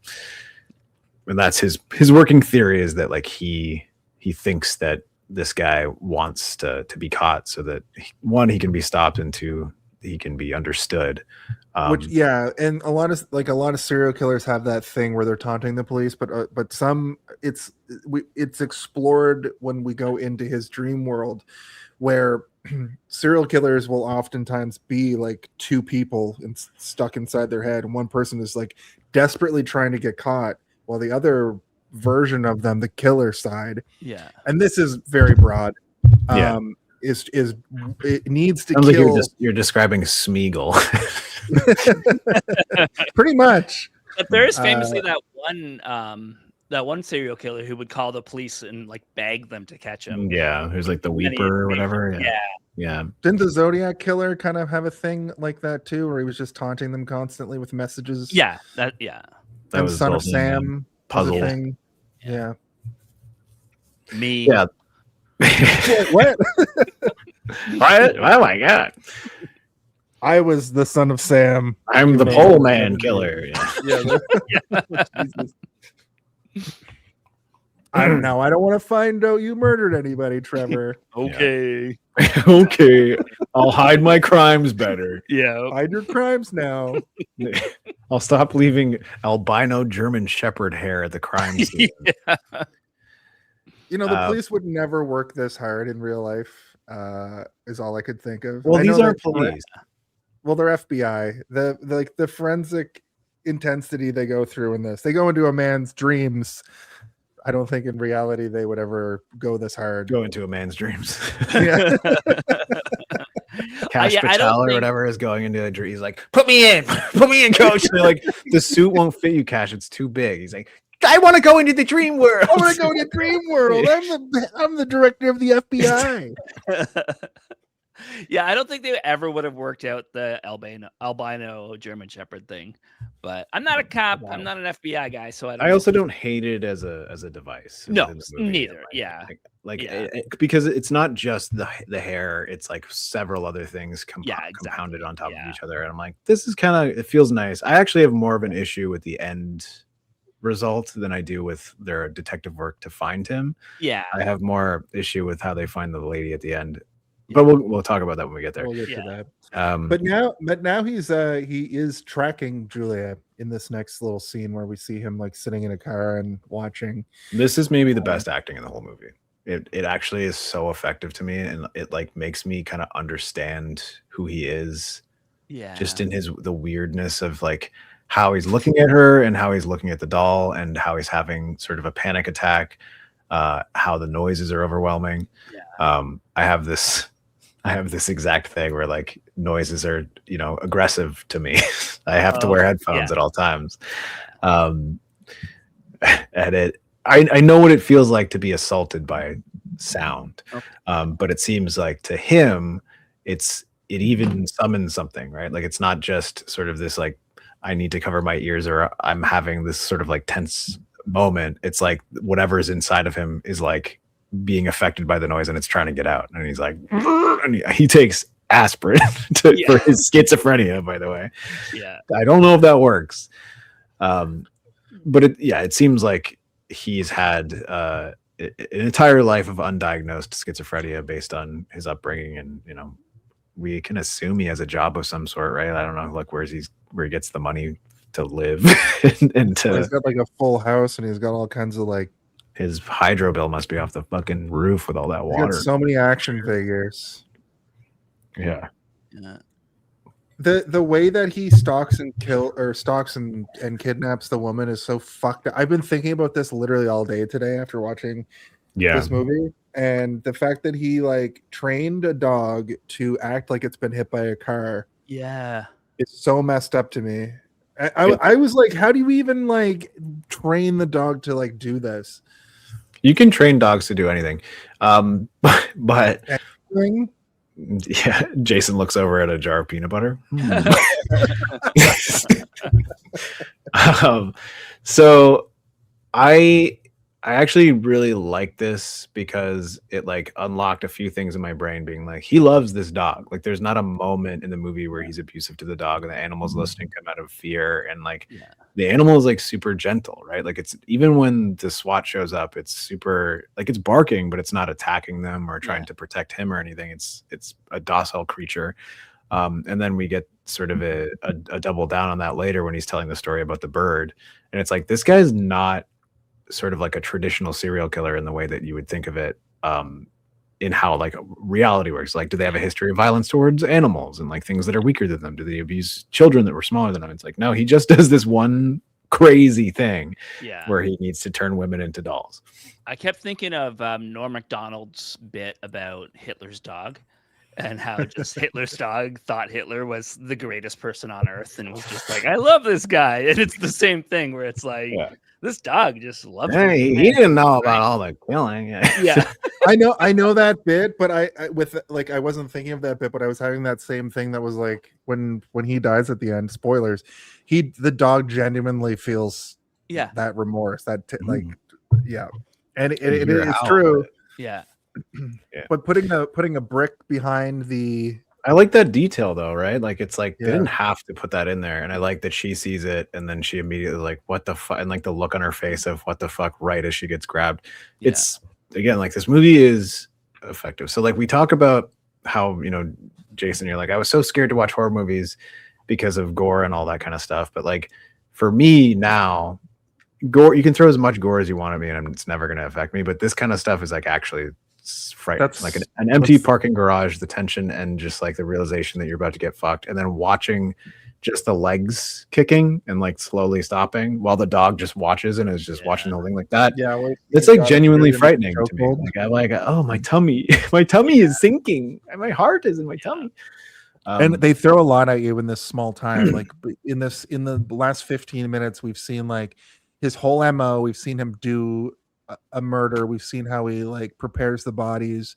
We've seen him come And I don't mean that in a funny way. I mean that in like a terrifying way. And then we see how we I actually. mean, you could have used another word then. If you don't want to make it Ejaculate. we see him ejaculate. Those are the only two words I know. We see him arriving. Bah. Bah. Okay, yeah, we see him jerk off. We see everything that we need to see without the movie telling us information, right? Like we know all the bad stuff that he does, and then the movie also lets us loose with our imagination. Is like, if this is what he's doing, imagine all the other things that he has to do in between, and that's what's more frightening than sitting down and telling us every single little tiny detail. Let it fill in yourselves, folks. It's way more frightening when you do that. Mm-hmm. The classic movie trope, buy low, sell high. Yeah. Buy low, sell high.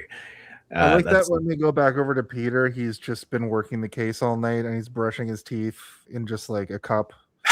Yeah, I love the trope of the FBI guy that won't let it go, and he just keeps working all night, and even to the point that his partner is like, "You didn't get any sleep." There's beer bottles, so not only has he been working on a lot, he's also like hungover. Yeah, He's got a 5 o'clock shadow. I thought that was effective. This is also like meant to show that, like, because we've already had the discussion with J-Lo where she's saying like, are the dreams still there? Have you slept? And she's like, yes. And she's lying about it because, like, obviously we see that she hasn't been able to sleep and she's having nightmares about little seal man. Yeah. And he obviously is lying to this guy, being like, did you even sleep? And he's like, I did. I slept here on the floor. That's why I'm going to shove my toothbrush in my pocket now and we're going to go have this meeting.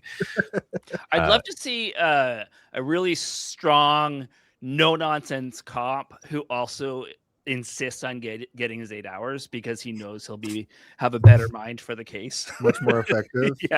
Yeah. My friend Scott, we made this like pantheon of superheroes, almost like the Tick style thing. Yeah. And 8 hours, man. No, he was called the 9 to 5er. And he was the main villain of the whole story. And like he only worked from 9 to 5. Like when he would get there, he would clock in as a villain, and he was like a Lex Luthor, like super villain kind of level. Yeah. But then, like, if a superhero showed up and he's like, "You realize it's outside of business hours," it's like, don't you understand the importance of time with your family? Like he was like he would not be a super villain after 5 p.m. if anybody else showed up. Yeah, it's fantastic. That's a good character. And yeah, they have the the 9 to 5er. Yeah, we had so many good ones. There was one does like, I like that you mentioned the Tick because I'm such a Tick thing. Yeah, we had another one called Bombs at Midnight. There was one called Wi-Fi, and like his was just catchphrases. Like he was mostly just like a Spider-Man style character, where like he would like you get punched in the face and he'd be like, "You must have been buffering." Start like knocking people out. Yeah. Fantastic. How many users are on this network? He had a ton. You must have been buffering was my favorite one though. I was like, that's got to be his main catchphrase, right? You must have been buffering. So we get the classic FBI sort of like conference room. Here's the deal. This is what's going on. It's obviously more so for us, but it's also like piecing together stuff that we already know, which is, I like this kind of stuff, right? This is one of the reasons I watch thrillers, right? Is like I like watching a bunch of people thinking about shit and being like, God damn, what is it? It's like we know it's a albino German Shepherd, and we know that he drives a teal aqua colored Ford Bronco or whatever the fuck it was. It was like they knew the model of the truck. They knew it was a Ford, and they knew that it was like a specific type of Ford. Yeah. And so he gives like a stack of papers to one side of the room and a stack of papers to the other. And you know that this like army of people is going out to look. And then that's when they get the call that like, we got another one, Chief. And then it cuts to also, hey, another guy, that guy sitting on the couch, who's like the boyfriend. He's like a guy who's been in a ton of stuff too. Whose name I cannot recall, but I think he's bigger than this role. Jesus. He's Jesus. He's actually Jesus. Yeah. Is it Officer Alexander? No, he's not it's the guy he's the boyfriend of the kidnapped woman. Oh yeah, I can't remember. Yeah, a guy. He doesn't even Yeah, get like a medium shot. Like he gets only side profile shots the whole movie. But like I was like, that's that guy from a bunch of stuff. Yeah. And like even before this movie, I'm pretty sure he's had bigger roles in this. But anyway, he's just he plays boyfriend and like not even dude. It's Peter Skarsgård. Oh, Peter Skarsgård. That's Skarsgård. that's Sorry, funny. not a Skarsgård. A Skarsgård. Yeah, Skarsgård. Yeah. Yeah. mm-hmm. Which is he's not a Sarsgaard, he's a Skarsgård. And you better get it right because the Skarsgård war has been going on for generations now. It's good. Probably. Too many people have needlessly died. Yeah. But stop killing each other over. They don't even bother investigating him because they're like, there's way too much evidence that it wasn't you. Like we don't even have to. We don't have to talk about it.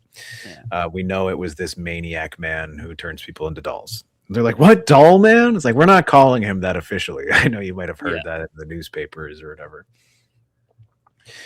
Also, they reveal that his name is Carl Rudolph Starger, and it's always 3 names for serial killers. Am I right? It's yeah. true. Trevor Martin Pullman. Uh-oh. Jason Robert Phillips. Uh-oh. Oh my God. Stephen Bubba Blackfly Waters? Uh-oh. I was trying to think of the Chucky. What's his Chucky's name again? Charles Lee Ray. Yeah. That's your fave. My favorite. Yeah. The FBI stage across the street from Starger's home. They bust into his home. So there's this scene where he's like in the tub too, and he's just chilling.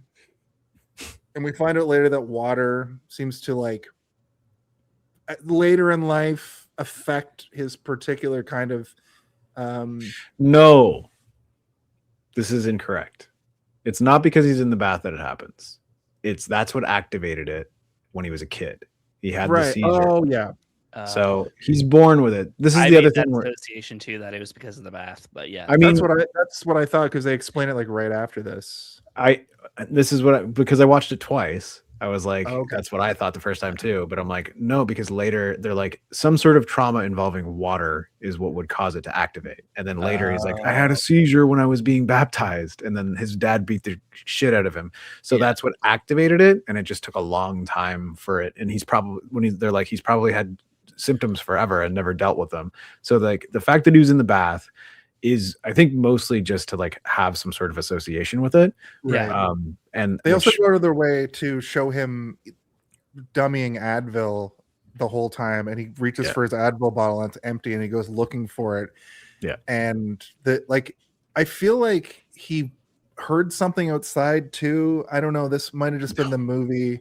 This is This is him. Okay. All of those sound effects are just like supposed to. I'm pretty sure they are. He's hearing like. Let me finish. Zap. Okay. Let me finish. All of those sound effects are crested with his own voice, the actor Vincent D'Onofrio going. Like, all of those noises are him yelling. Like when he opens the cupboard and he's like, and it's like he's being blown back by. He's like, oh, I forgot I kept the screaming demon in this cupboard. Oh, geez, I thought I kept more aspirin in here. No, it's just like that demon, the monster that we see throughout the movie. This is why I like this movie, because like it is all in his head, but like it isn't though, because she goes in there and she comes face to face with all of these monsters that are real, but they are only real to him. So when if any of us watching him without the soundtrack of the movie, the Howard Shore soundtrack and the audio editing with Vincent D'Onofrio's demons, just walking around, he would just be walking around going. And you'd hear like the wet like his footsteps on the floor.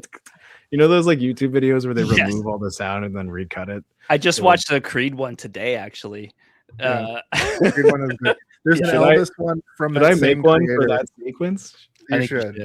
Okay, there's an Elvis one from that same creator from like early in that guy's career, that person's career, where it's Elvis just like doing his moves with his guitar on a stage in black and white, and it's just the sound of squeaking shoes, and it's the funniest. It's so good. That's so good. Yeah. It would be something like that, except you'd be stumbling around and you'd hear like like his wet feet from the bathtub on the floor, and like the sound of like a peanut butter container falling over, and him opening like, and then being like, and then, like closing it or whatever. Because he's not screaming. Yeah. You don't hear him screaming. He's just going. To cap off this like first act of the movie, like he fully gets arrested and processed, and then they find like that his house is a nightmare cave of just the. He doesn't get arrested. The SWAT team bursts in, and they're like, "Where is he?" And then they just find him and his naked on the floor with the ring pierced ass all over the floor. Yeah.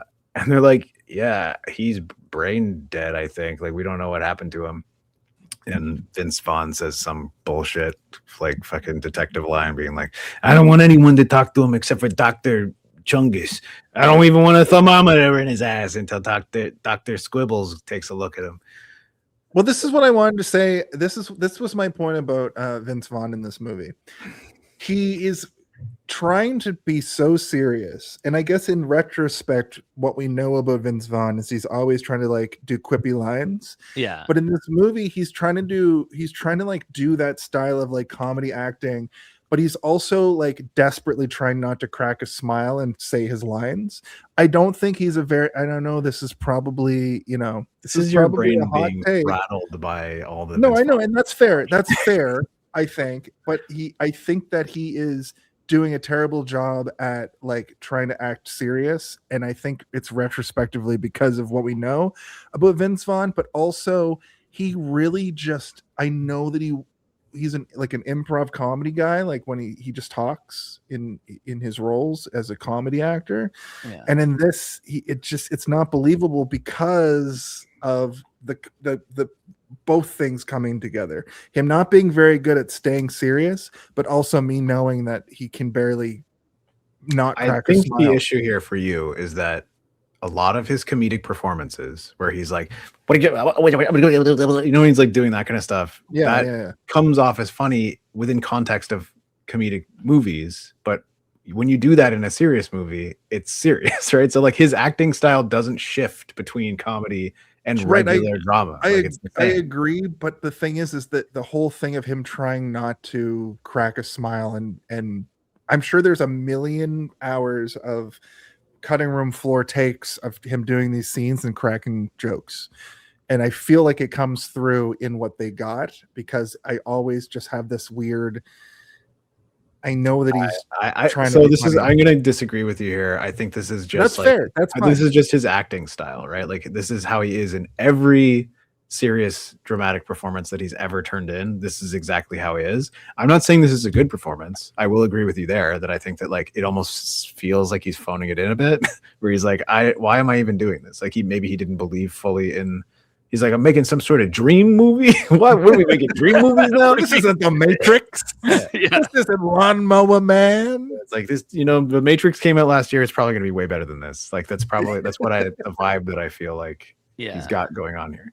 But I don't think that it's like it has anything to do with him like bursting out laughing or cracking a smile in between takes. I think it's just like this is just how it comes off when he's in a movie post everything that he's already done that is comedic. Okay.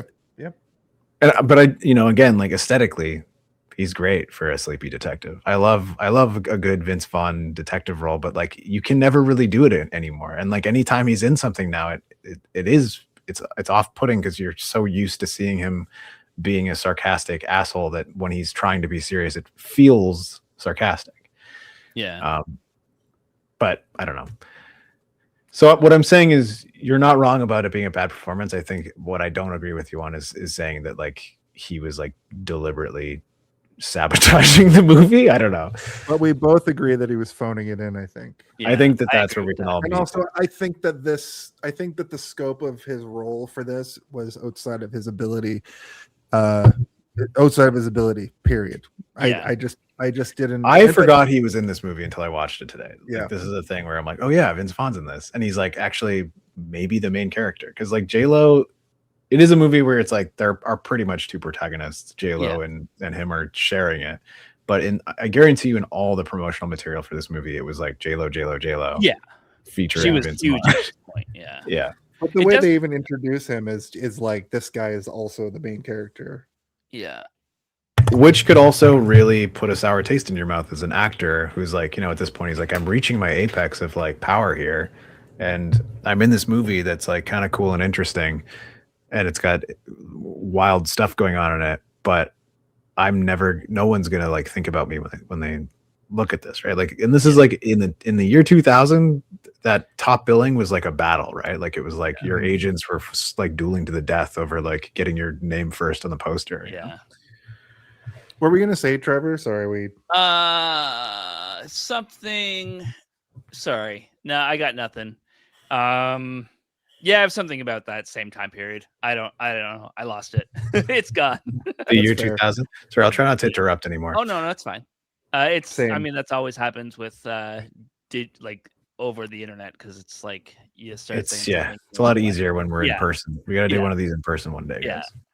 We'll get there. But we get the sort of explanation of the in utero virus that's activated by trauma, and he isn't just catatonic. Water trauma. This is where they make it very specific that it's usually water related. And it's like, okay. It's like a virus that attacks you in utero that will be activated by water trauma, which is. I feel like they could have said drowning. They could have said like the oxygen being cut off to the brain, which would be like drowning, right? Because like if someone was drowning, and they could have instead of saying water, it's like again, this is the movie really trying to be like splash, splash, splash. I was taking a bath. The movie's about water. The whole movie is about water. But he's not just catatonic, he's fully like gone in a dream, and that's the explanation for where it's called Whelan's infraction. Also, it's a form of schizophrenia. And he's the only one that knows where Julia is, so they need to find her. And naturally, they just do that quick, like that. This was the scene where they talked to that doctor we talked about, and it hard cuts to them. Like these police officers and helicopters and ambulances showing up, multiple ambulances for some reason, just bringing him in to obviously put him into the dream. There's no ambulances. He's on the helicopter. You pervert. I just in my head. So many ambulances. No, there was a caravan of ambulances. I remember it well. And the Fruit of the Loom logo had the cornucopia. And Berenstain Bears. Is the new one, and it was Berenstain Bears. You know that Berenstain Bears thing? I think we were just dumb kids. I don't believe in it. Mandela effect. It's just an easy way to say I forgot. Yeah. Companies. Howie Mandela effect. It's taken hold. Of us. I looked down at my notes and looked up, and that was on the screen. And I'm having a Mandela effect that even happened. Yeah. My cat's never been this annoying in his life. Like, holy crap, buddy. Sorry. Well, he knows. He's trying to tell us that where the bodies are buried. Right. Where the bodies hit the floor. So Catherine asks, is it possible that he would tell them if he was conscious? And that's even a long shot because he's such a crazy person. And normally it takes months and months to like earn the trust of one of their subjects. But she's like, nah, I'll get it. I think the rest of this movie takes place over the course of 48 hours. Is sort of what I figured. They go into the dream world like multiple times in like a 24-hour period and then get it. And then the end of the movie happens the next day or maybe 2 days later. It felt to me almost real time. Besides, like when she gets out, and then, but yeah, I agree. They removed 14 steel rings from his body, so then we get to see the weird skin flaps on his back. Catherine thinks they should have left him the way he was, and that's sort of my debate for the end of the movie, which we'll get to when we get there. And they also make a quick reference that there's like a third dream station, and it cuts immediately to Peter, who's like, And it's like, yeah, if you've never seen this movie before, obviously they're going to put Peter into this dream. Yeah. Right now. Well, yeah, this is the most Netflixy thing where it's like, Yeah. he's like, what's with the third one? And it's like, when we first started, we were doing group therapy and we'd have 2 psychiatrists in there, but the kid, he only adhered to the one, so we just went back to one therapist. And like that's the Chekhov smoking meat suit or whatever. Yeah. Or they could have easily just said, oh, in case you want to have a second therapist. Yeah. Also, like, why is this technology so weirdly limited to 3? Like, I figure you could just have like what happens 50 years after this movie is created? Do they just have a whole society of people that are going into each other's dreams as like a drug recreationally? Yeah. Is this the prequel to Inception? Like, not even kidding. Like, is this it's like a million things. It's like version? Matrix, it's Inception, it's Dark World. It's so many of these sort of like smoking opium in an opium den. Well, it's also like the edgy, the edgy, dark, sort of like cyberpunky techno horror of the 90s, early 2000s. Like, and it, like it's one of the reasons that I like it so much is because of all of those things, right? Like it makes me, it reminds me of a bunch of movies that I really like, while also being a movie that like I quite like. I don't know if I really like this movie, but like I don't have a bad time when I'm watching it. Yeah, exactly. Yeah. It's not a perfect movie, but it's interesting the whole way through. Exactly. I'll say that. Yeah, I don't know if it's one I'm going to watch every year. It might end up in my rotation after this view. Yeah. We'll see. But well, you know what? I'll tell you what, guys. Buy yourself a Blu-ray player and buy 4 Blu-rays to make this one. You'll watch it. Yeah. Basketball, Scott Pilgrim, Parasite, and The Cell. I'm going to change my Letterboxd top 4 to those 4. One of those 2 of those are actually on my top 4. You'll never guess which 2. I don't know. The Cell. As of today. Now it's Basketball and Parasite, ironically. This movie is kind of like a parasite. Yeah. It's kind of like about a brain parasite that turns you crazy. So they get an overview of Catherine goes into the mind of a killer. We get a bit of an overview of the killer's upbringing. We see the weird baptism happen. And she wakes up and it's all trippy. There's various blood and dogs. There's various bugs and blood in a dog.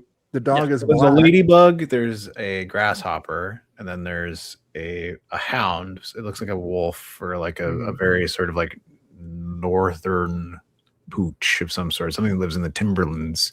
And it's covered in blood and it's shaking the blood off of itself. This is one of those things where you're watching it and you're like, what is this all meant to represent? Because this guy is clearly trying to inject meaning into every frame.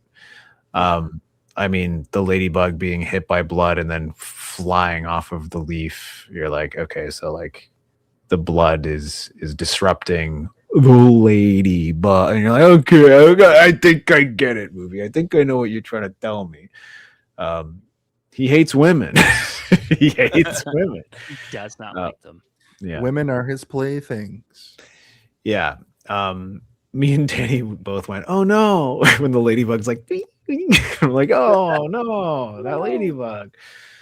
But then when we see all the women who've been horribly mutilated, we're like, cool. This is cool. Look what he did to all of them. This is my favorite part of the movie, I think. Not because it's showing all of this grotesque horror, but because it's showcasing all of the super intense visual aspects of this movie in ways that like that's what made me mind bend it as a kid, being like, movies can be like this. And they're doing weird things with the camera, but they're also integrating the soundtrack as well. So it's like the camera's not just moving, the camera is moving while the music is like emphasizing it in a huge way. Like even when it's like doing that weird creepy crawly camera movement where it's like the music is like like it sounds like a spider crawling or whatever, right?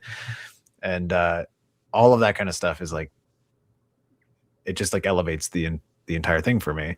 I also love a good sort of like rogues gallery jail sequence where like when you look through a bunch of things and it lets your brain go into a bunch. It's like the Star Wars cantina, right? This is the we talk about the Home Alone of it all, but like every once in a while we get a movie that has a Star Wars cantina sequence, and this is sort of a Star Wars cantina sequence. I like that. Before she goes in and sees the women in their cells, we see just quickly on the wall like a poster with like basic, not mug shots, but like photos like taken probably from when he was stalking all these women, and it's all gross and it's almost like a sewer, but also like a vampire's mansion, you know. And he walks down into that room and sees just like you said, like the rogues gallery of his kills and what he intended in his mind for them to be. The reality is he just like bleached them and threw them and discarded them.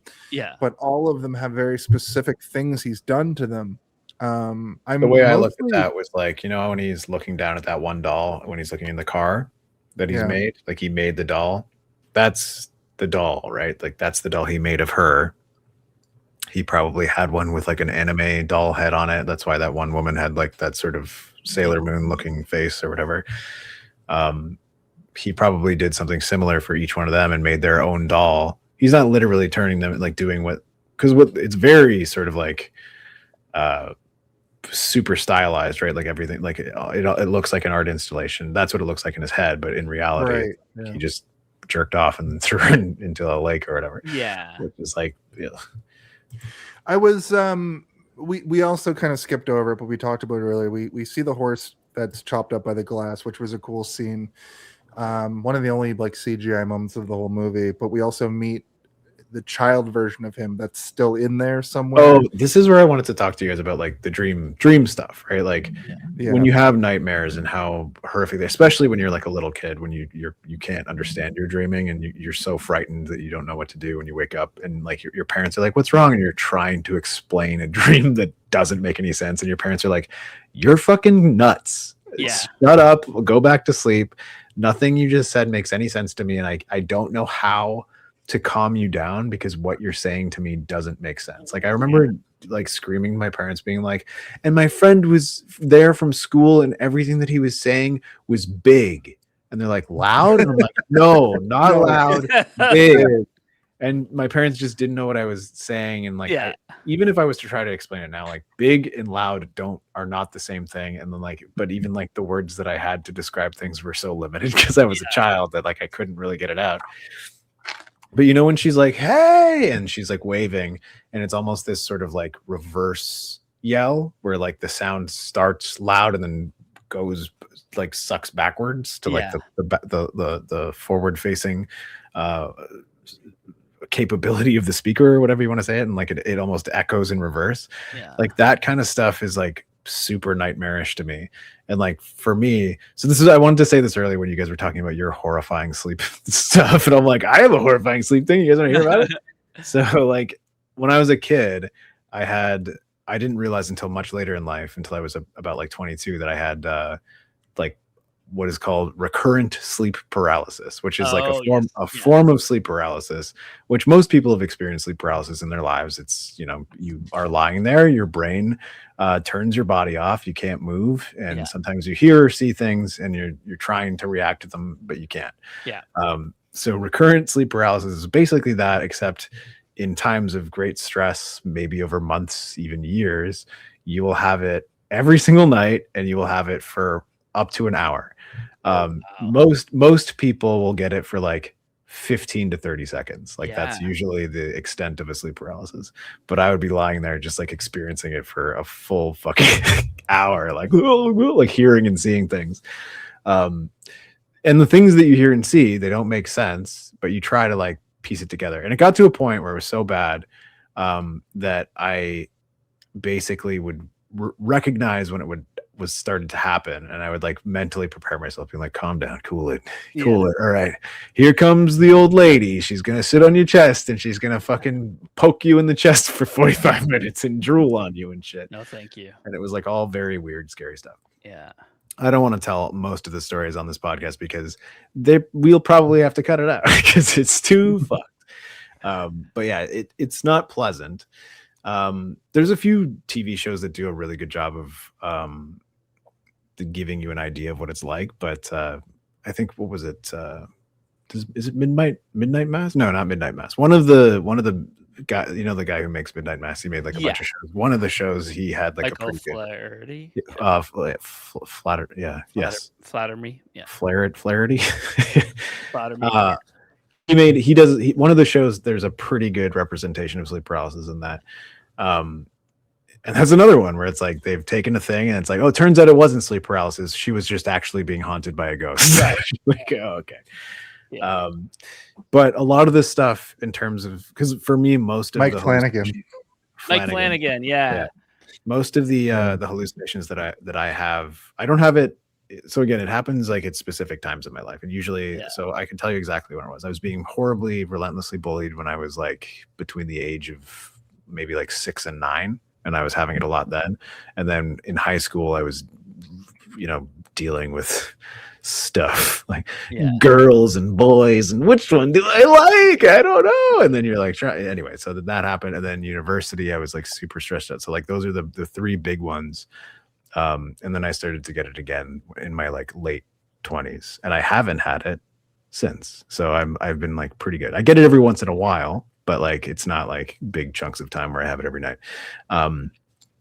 Anyway, most of the hallucinations that I would have would be auditory. So like which is even more difficult to determine if it's real or not, because if you're having a visual hallucination, you can almost immediately recognize the fact that like the Grim Reaper isn't real. Why is he in my room? Like you can get rid of that.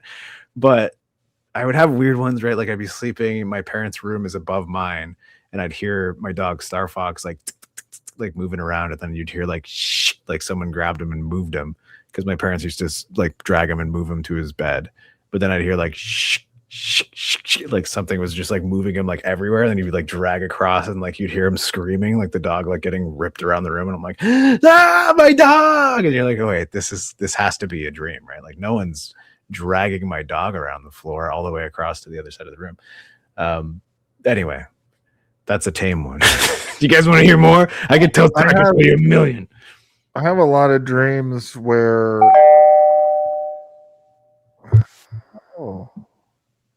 I like this. Hey Steve. Hey Jason. You guys are doing episode 225 of the podcast? That's crazy. I'm going to release 225 doves in honor of your achievement. Here we go. Oh, look, there they go. Oh, they're so beautiful. Oh, what a scene here. Oh my gosh, the grace of them. Love ya. That was beautiful. He's technically right. What a creative man. Yeah. When we were talking about it, just a Mandela. What the fuck was that? I don't know. Did that happen? We'll have to check on a pod later to see if it was real. Who built that? That was crazy. I did. I made that. Did you actually? No. Oh. Can you imagine if I did though? I had sleep paralysis one time in my life. What happened? Got them all the time. A gray man grew out of my chest, and he was a tube, and then he came down and looked at me. Did he have a face? Yeah, he had a face and then giant sharp teeth. All right. Yeah. There's like there's three predominant ones that again, this is also way more common in men than it is women, by the way, for whatever reason. But the most common one for men is what they call the hag, which is like an old woman that will show up. She'll sit on your chest and make it so you can't breathe, or she'll just come up and be like, hey, and you're like, leave me alone. You're like, no. And then there's the yokai version. Insects, which is like common amongst everyone, which is like bugs everywhere. And then the gray man, which is mostly common amongst women, but clearly you have it, which is cool. I've had all of those, all three of them. So for me, plus a million of my own that I created on my own, I guess. I used to have sleep paralysis as a kid and as a teenager. And what I learned and realized about it is I'm 99% sure what causes it actually is you falling asleep weird on your neck and your spine falling asleep like your arm would fall asleep, because I've experienced it just that way. I thought it was demons. Yeah, I thought it was demons too. No, I've gotten it while sitting up straight. I fell asleep once and like on a couch. This is when I was with Mike. We were watching Oz the Great and Powerful, and I fell asleep. And then I was like, and I fell asleep. Then I saw his mom come down, and then his mom go into their laundry room. And then I saw his mom come down again. And then she just kept coming down. And every time she started going like with her head, and then she started going like, ah! And then I was like, and I could see Mike sitting next to me, and Mike was like, oh my God. And he was trying to wake me up, and I was like, and I woke up and like, so like I could see Mike, because like the thing is you're technically still conscious, right? Like you're still awake. So I could see him freaking out while I'm seeing his mom like, like I need to do laundry. Before I recognized it, though, it was I would get sleep paralysis and then swear I was abducted by aliens. So I think that falls into green. I mean, this is one of those things where I'm like, most people who say they were abducted by aliens probably just have sleep paralysis thing. Yeah. Most ghosts just had carbon monoxide poisoning. Well, my thing with ghosts, I've always said, is ghosts probably originally were like, if you lived in a giant castle, you'd get up in the night to take a piss, and you'd look down, like, you'd see the curtains sort of swaying in the distance. Ghosts. Yeah, it's a ghost. Everybody had giant curtains and castles back in the day. That's where all the ghost stories come from. Yep. Yeah, that's how I've always the early ghost stories. It's true. The only people who ever talked about ghosts were people that lived in castles. Everyone else was like, I ain't got time for ghosts. I gotta sleep and go work in the mud. I ate moldy bread and tripped out a different way. Yeah. I saw all kinds of shit. Dragons, of course, are dinosaur bones. So okay, let's move on in the story. She's taken to a throne room type place where the killer sits, and I think this is. So I want to talk about this whole sequence a little bit, because it's so like the horse is. Just set the scene just quickly. I just want to say that when he stands up, he's still got the loops on his back, and he pulls like this curtain off the wall, and it's one of the coolest sequences in film at large in history, because it's a trailer moment. It's a huge scene from this movie that you always see when people talk about this, but I think it's really cool because it comes from like behind her where she walks in, and it goes around, and then he pulls it forward, and you get this nice side shot of seeing like the flowing. But what does it mean? What does it mean? I don't know. I don't know. I don't fucking. Where know. you're like, what does it mean? You're like, well, I mean, I guess you could. It's a purple, which is important because every color within this movie is important in some way. And the hoops in his back, like that could be what he's. I think purple, because purple is a royal color. Like purple is the color most associated with royalty in like all of history, and I think it's because like it was really hard to make purple, and so like if you had purple shit, it meant you were extremely rich and noble. But also, the hooks, them hooked to his back is, obviously like meant to show it that his version of himself in the real world. This is like that's part of the royalty, right? Is like his kingly version within himself living here. The fact that it encompasses the entirety of the room, like his royalty is attached to him physically, but also is attached to this room. But in order for him to approach her, he has to like shed the royalty of the room. Maybe, I don't know. Like it detaches from the entrance, and like with every step that he takes, he's becoming less of a king and more of a protector. I don't know. Well, this is one of the first times in the movie too where I'm going, is this demonic creature that lives within the dream connected to the schizophrenia, is it actually paranormal, or is it? I don't think any of it's paranormal. I think that this is just within the reality of this movie. It's science fiction. She is in his head, and he has characters in her head, just as she could probably have multiple versions of herself in her head, right, if she needs to, which she does. She kind of does, yeah, because later she's a badass warrior. She has a Xena. Yeah, she's got her own Xena. Yeah. So imagine that's how yeah. she prepared. She like before she went in, she like just watched like season 1 of Xena and was like, yeah, dun, dun, dun, dun, dun. She's like, I'm Well, ready. That's a good point, because what are the rules with that? If I go and watch a bunch What of are the like rules? super, what are the rules?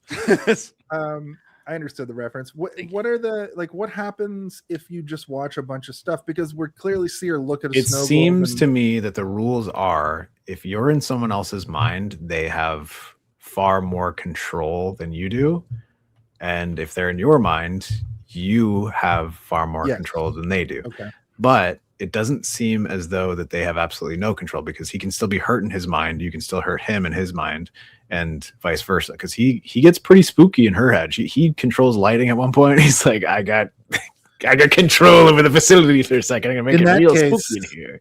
I'm having the monster come into my mind, but before I'm like, "Dun-dun-dun, dun-dun-dun, dun-dun-dun, I have dun-dun-dun, dun-dun-dun, You've dun-dun-dun." got Hawkeye's bow, you've got Captain America's shield, you're wearing a full Iron Man suit, you can shoot webs out of your wrists. Yeah. No, I've got that. Did I send you that TikTok of the person that made like the ultimate hand Yes, device? I hate that thing so much. It's great. No, It's got like the Yu-Gi-Oh thing, and it's one of those things where I'm like, when I got see it makes me anxious, or I'm like, stop this, stop doing that. doing every maximum superpower all at once. It doesn't have a JoJo stand though, which I think is probably the next version. Well, maybe he's gonna make that. Anyway, But she bails. we skipped over something that I want to talk about, which is the room full of the women that he's killed. Oh yes, yes, you're right. She goes in there and she's like, oh, this is the room, his prizes or whatever. Yeah. And then she goes up and she just immediately cranks the first fucking valve she finds. And it's like, and then it unlocks this huge jacked woman who also has a photograph. And me and Danny were talking about this because this woman comes out and she's like absolutely enormous, right? Like she's like clearly like a bodybuilder in real Female life. bodybuilder. Yeah. They hired this woman for it, and like visually it's quite stunning to see her like walking around, but she also has a collar on, right? And what it seems like is like within the rules of this movie, if you've got a collar on, he has captured you and killed you, and that's why you're a prize in one of these vaults.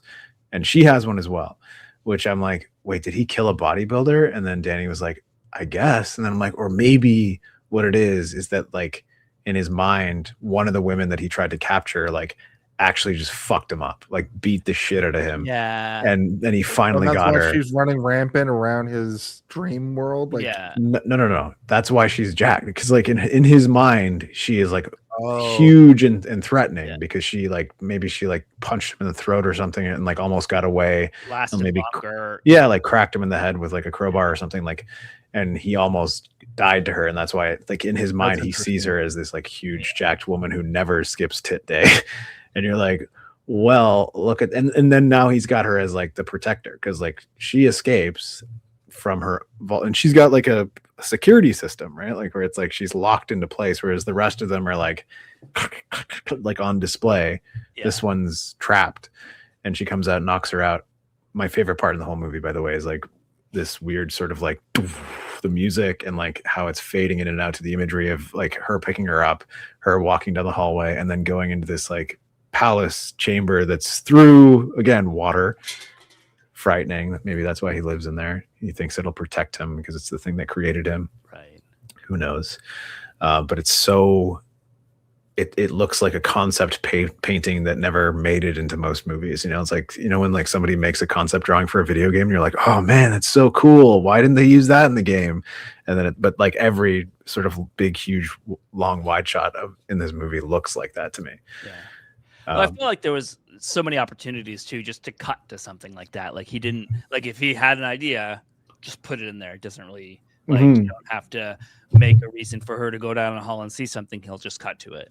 That was really cool. And they do that a lot, where they just something will be happening and they just cut to the next thing. Yeah, especially once Vince Vaughn enters the fray. But like Catherine's so freaked out by everything she's just seen. This is clearly I feel like she's been in Edward's mind and then this guy's mind, and it's night and day between the insanity. Yeah. So she's probably never felt like terrified in Edward's mind ever before, where this is like, And when she comes back and describes it, she's like, he's a king. Like he's a king of some really fucked up world that he's created. But when she goes into Edward, it's like, oh no, it's a scared little boy who's being fucked around with by a weak ass boogeyman. Because like, remember when Mucky Luck shows up, she like rolls her eyes almost like, ugh, Mucky Luck's here again. Whereas when she sees this guy, she's like, oh, like she's terrified. Yeah, she's like, this guy could destroy me. Also, later we see that when she tries to log out, the like thing on her hand is gone. So like, they can also mess with all of the elements of like her being too. We're gonna get to it here in a minute though. But the idea of like dying in a dream equals you die in real life starts to become very apparent. And I think that here, if she had been murdered, she's been bashed around a bunch. If she had been murdered, she'd be toast. And when she comes out of it, she's traumatized to the point that like the police are called in. Henry explains that, yeah, this is exactly the point where Henry explains that this could have been a die in real life if you die in a dream situation. And then we check out on the victim again. And over at Julia, she's just been in this cell, if you will. She's just been there with a toilet and some food and some water, but then just some water. Wait a minute. Is that why this is called the cell? Because there's a cell with a toilet? I know, right? Like I thought of that like as earlier when Jason said something about a cell. I'm like, name of the movie. Yeah. That's when they said the name of the movie in the movie. They never say the word the cell in this whole thing because I was on high alert. The thing is like, I've watched this movie so many times in my brain for some reason. Whenever I think of the cell, I think of like a cell, like a cell in your body, right? Like that's what I always. I thought the dream world was the cell, but I never thought of it as like a cell for like a prison cell. I think it's about the prison cell that the woman's in, but I never made that connection before. Yeah. Because later in the movie when J-Lo's in the box, maybe I'm still stupid. I was like, oh, is that the cell? It's obviously, yeah. No, I don't know. I don't think there's any real definitive cell, but the closest. Well, there is. There's a literal cell that the woman's being kept in and getting drowned inside of. So that's the cell, yeah. But it turns back off immediately. Then Peter and Catherine discuss. This is also a scary moment, though, is like when the water comes on, right? Like you immediately start to put yourself in that situation, which is every time it cuts back to where you can't help but do it, right? Where you're watching it and you're like, what would I do? Could I do something? Is there anything I could do? And like all I'm thinking is like, rip that toilet off and start bashing that window. Well, just keep hitting the window. I kept thinking like that wire that she pulls on looks like it's an electricity wire. I knew what happens, but the first time watching, I'm like, what if you pull on that and it's just electricity and you just fucking zap yourself? Obviously, that makes no sense for the context of the plot. Yeah. But I'm like, don't just start pulling on. It worked out for her, obviously, because it turned out there was air, some sort of airflow that she was able to utilize. But or she pulls on it and just a bunch more water comes and she's like, fuck, like it's endless. Like, damn it. I thought about that too. I was like, what if more water starts pouring in from that hose? But yeah, the whole thing here with Vince, Vaughn, Peter, and Catherine discussing, if there's part of you that people don't see was a pretty good moment, because then you kind of realize that what if we all have these? What if we all wear masks? Metaphorically speaking. I mean, they share the stories, right? Like her story and then his story. He tells a story about why he became a detective, because he used to be a lawyer or whatever, and but then the end of that, he also is like, but I mean the reveal in that conversation, or the heavy implication, is that he was a child of abuse, and that's where she like sees him in a different way, right? Where she's like, oh, this guy in a different world, this guy could have been one of my patients. Yeah. And I think that she treats him that way throughout, except for when she's been celled. then she turns into like a weird, horny succubus, which is frightening. The story that he tells is so horrifying too. It's like he was doing a case for a serial killer type who had this situation where there was a little girl, or like he got freed and he went to the victim's house and basically I can tell you it exactly if you want. I know it. I know the monologue. I learned it for the play version of this. I'm going to be Peter in the play. Go ahead. All right, Peter. No, I didn't. No,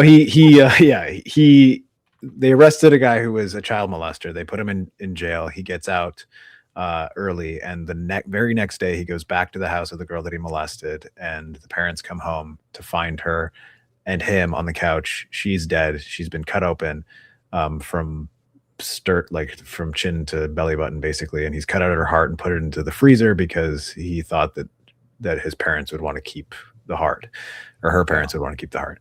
He's arrested again, and he didn't get put into actual jail, and he didn't hit the death penalty because he was claimed to be insane at the time. Insane. And then he's like, typical bullshit. And then she's like, well, why do you say that? And he's like, because I don't think that that's real.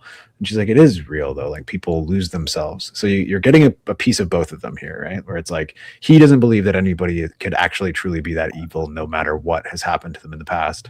Yeah. Because that was the reason that he was deemed insane, is because he was abused sexually as a kid. And that's what caused him to do this to this girl. And she says, well, that's real. And he's like, that's not real. And she says, why do you say that? And he's like, because I know for a fact that people can go through way worse than what he went through and come out the other end and not ever hurt anybody in the way that he did. And she's like, how can you actually be certain of that? And he's like, yes, which is, a stamp of confirmation that he was sexually abusing the kid way worse. Right. And that's when Catherine is basically like, yeah, because I saw a boy in there who is, relative, like innocent.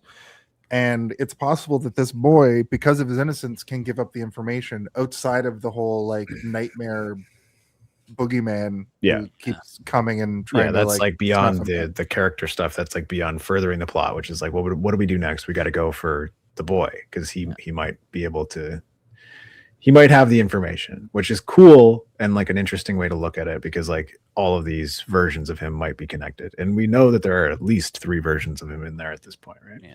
Yeah. What version of yourself would you not want to meet in there?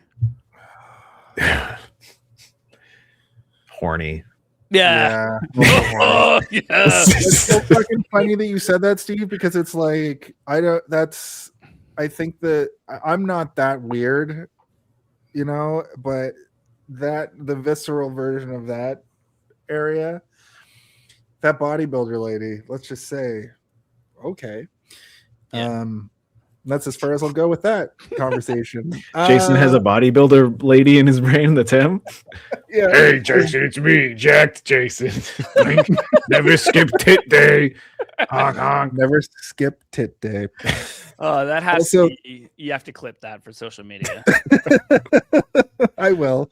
I've been the clips again real weird if you go over to our shorts on YouTube and TikTok. But Catherine meets the dog. They bring the dog in, and they use the dog to potentially make Starger more accessible.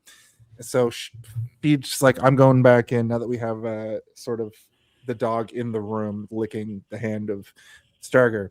And there's a bit of a power issue happening, and she's locked out. Or is she? Oh, she's not. You're jumping right into the Freddy Krueger of it all. Yeah, she's tiny now. She's a short version of herself. Well, they do go through a whole chunk of exposition via the brain scientists again, which is like explaining how the brain, if it's in a state of relaxation, it's like easier to get in and manipulate, but also, if it's aggressive. This is where they explain that like the one thing they don't want to happen is for someone to get lost in the other person's brain, which is important information. But it's also the horror that happens. If she was in his brain, how were they in the lab? Mm-hmm. Yeah, that's what I like this, because it almost, to me, this is how I read this, is that he's now prepared. Like the king is now prepared. Okay. So he's set up a trap. Yeah. Okay. Yeah. Okay. And so like, I don't know how he would know what it looks like, maybe from her own. Well, I think memory. he's using her memories at this point. Yeah. Oh, okay. Yeah. So because that's basically what he does, right? Like he traps her into being comfortable for a moment and then making her scared, and then now she's disheveled, and the further in she goes, the further away from her own reality she becomes. And it seems like, to me, it seems like the king deliberately put the visions that she would interact with on display, and he was probably watching from another vantage point, watching her watch the horror that happened to him, right? And like, you don't even really know if all of that stuff is true, right? Like, he could be adding in details that aren't real, right? Or things that are fabricated just to make it seem even more tragic for her to let her guard down even more. And then, you know, he literally like puts her to a point where it's like, your back is going to be to me and I'm just going to come up behind you and get you. Yeah. Which I think is cool, man. It's cool. It's a cell. He's got her in a cell, a prison cell. And then she zaps over. I'm going to explain this like a dream again, because it's very dreamlike, because it's in a dream. She zaps over to hanging upside down. Then she falls down into what looks like water, but it's air, and she's floating around in the air like it's water. Then she meets the boy again and gives him the shiny locket that she gave Edward. And they're in like his childhood kitchen, and they smash a plate. And he is like, you got to go. Shoves her in a closet. And she sees the dad abusing him. And then she's standing in a vat of eels. I guess electric eels, maybe. And then there's a woman there, too, who I guess is Starger's mom. Nope. No. He literally says, "This is not your mom. You are not his mother," because she's trying to comfort him at one point. Right. Yeah. And he smacks her and says, "You're not his mom." And then he stuffs his face like into her vagina at one point. It's like, look at that, look at that. Like, he's just a shitty, abusive dad, and this is probably like one of his girlfriends, or like whatever, some right? girlfriend. Okay. But yeah, then we see that scene of him like playing with dolls as a kid. This is all very disturbing, by the way. I don't know if you guys are catching on. This is it's disturbing. the most disturbing scene to me in the whole movie. Yeah, he's playing with dolls, and like the dad's like, "You want to be a woman? You want to be a girl?" Well, and he beats him with his belt, and then he looks over and sees an iron, and you know it's insinuated that he's burnt with the iron. And confirmed later when there's a big giant iron burn on his chest. Yeah, because I don't know if you guys noticed, you never see him in the real world bare chest up ever. Oh, I didn't notice the only time you see him is when he gets out of the bathtub. And then like every time after that, where you can really kind of like get a sense of what he's doing, is like when he's walking around, and then when he's lying on the gurney, where you would get a really good vision of that, like that burn on his chest. He's face down because they're looking at the holes. We just pulled out his piercings, his 24 giant bull nose piercings on his back and his legs. But then Catherine walks into that weird gothic room where he's like got the bathtub and is working on a woman, and it's insinuated that this was his first kill. And then I'm gonna pull up the movie right now, and I just want to see. You keep talking, but I want to see if when he's stumbling around, if he has that burn on his chest, because he has it on his chest later. Well, she has him remember his baptism, and then suspects that he may have had the seizure when he drowned. That's when he says, "Yeah, I think I had a seizure." Yeah, something happened. But he saw the Nightmare Man for the first time, like during that experience. He said he heard him, or did he see him? I think that I wrote saw. So one time I was in church, and the priest. It wasn't a church I regularly go to, but the priest was walking around with water, and he was throwing on everybody, yelling, "Remember your baptism!" And that's when you decided to start doing your. Bye. I don't know, guys. This might not be the thing that we do, guys. Anybody? No. Oh, you're speaking in tongues. Cool. Yep. Cool. Ade due dembala. Give me the power, I beg of you. And that's how Trevor became a living doll. Yep. It happens. Yeah. It happens to the best of us and the nightmareness of us. Catherine tries to get the info out of him quickly, but he leaves out of there. and then the fucking devil version comes out and puts a collar on her. This is another like a nod to the costume design here, and this is actually this is more makeup design than costume design. But when he backs up, right, like he's wearing, you know, sort of like scrubby looking clothes, and he's got those yellow gloves up to the elbow, and then he backs away into the corner, speaking in reverse. Which, damn, did Alex Gal predict this? But then when the demon comes out, it's like he's wearing this like demonic looking version of everything that he's got on. He's got this like leather smock that cuts off at the nape and only goes down covering his legs. It's almost like a long ceremonial dress, and he's got yellow paint that goes all the way up to his biceps that look exactly like the gloves, and he's got the sort of like dusty paint, like every time he moves it like flakes off of him. And it's like, this is like one of those things where I'm like, even if this movie sucked beyond belief, this kind of stuff is just so interesting and cool to look at. Yeah, the living paintings and the costume design alone, and like Vincent D'Onofrio's movements and shit, man. Like he's clearly got somebody on set with him, like telling him like, how should I move? And he's like doing like these. They look like things that you would see out of like an Italian opera from like the you know, like, from like the 1400s or something, where he's playing a demon and like. Yeah. Another piece of trivia I read too was that after his wife saw this movie, she wouldn't sleep in the same bed with him for weeks because she was so creeped out. After you see those hair horns that he has in this scene too, like because when he comes up, when he gets on top of her, I was like, oh, he's got crazy horns, but they made them out of hair.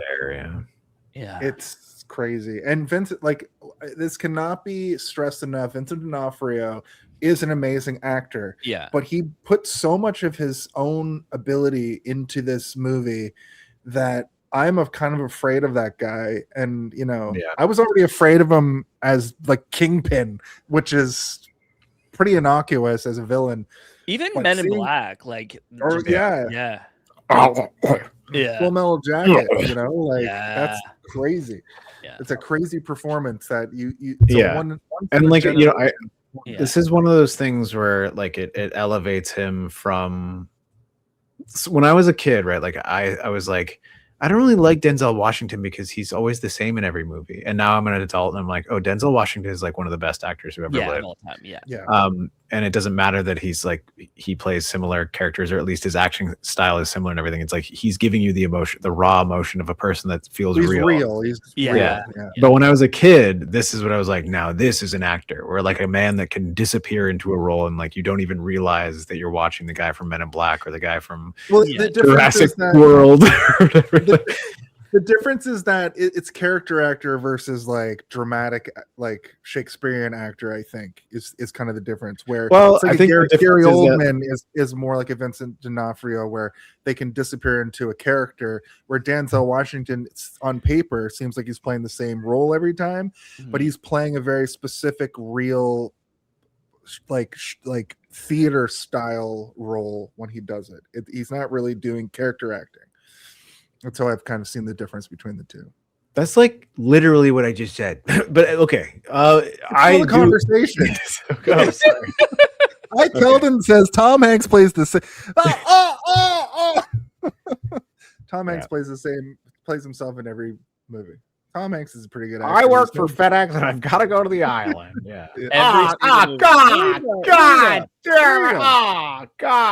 My God. That's my Tom Hanks impression. Mine is I'm freaking Tom Hanks over here. Whoa, I'm Tom Hanks, out of my way. I'm Tom Hanks over here. I'm fucking Forrest Gump in it. Hey, Buzz Wilson, you guys want to go knock a couple back at the bar? It's me, Tom Hanks. Which also fucking works for Apollo because Buzz Aldrin over here. Stupid. But yeah, I think that you're right though, Jason, in terms of like the chameleon thing, especially in this movie where he's put on like fucking 5 different costumes already, not including him and his like his creepy real life world. And also, did he like gain and lose weight for this role? Because sometimes I don't think so. I think it's just like the that. hair and the Just the eyebrow, way like the he- fact that like sometimes he has no eyebrows, and he's at the end he looks like a snake. You know, like he's got like all Yeah. the snake makeup and stuff, and you're just like, this is wild. I thought it was a turtle, but I thought he was supposed to be a snake. No, it must be because it's like supposed to be whatever religion. I know he literally sheds this. We'll talk about it in a minute Yeah. when we get there, but yeah.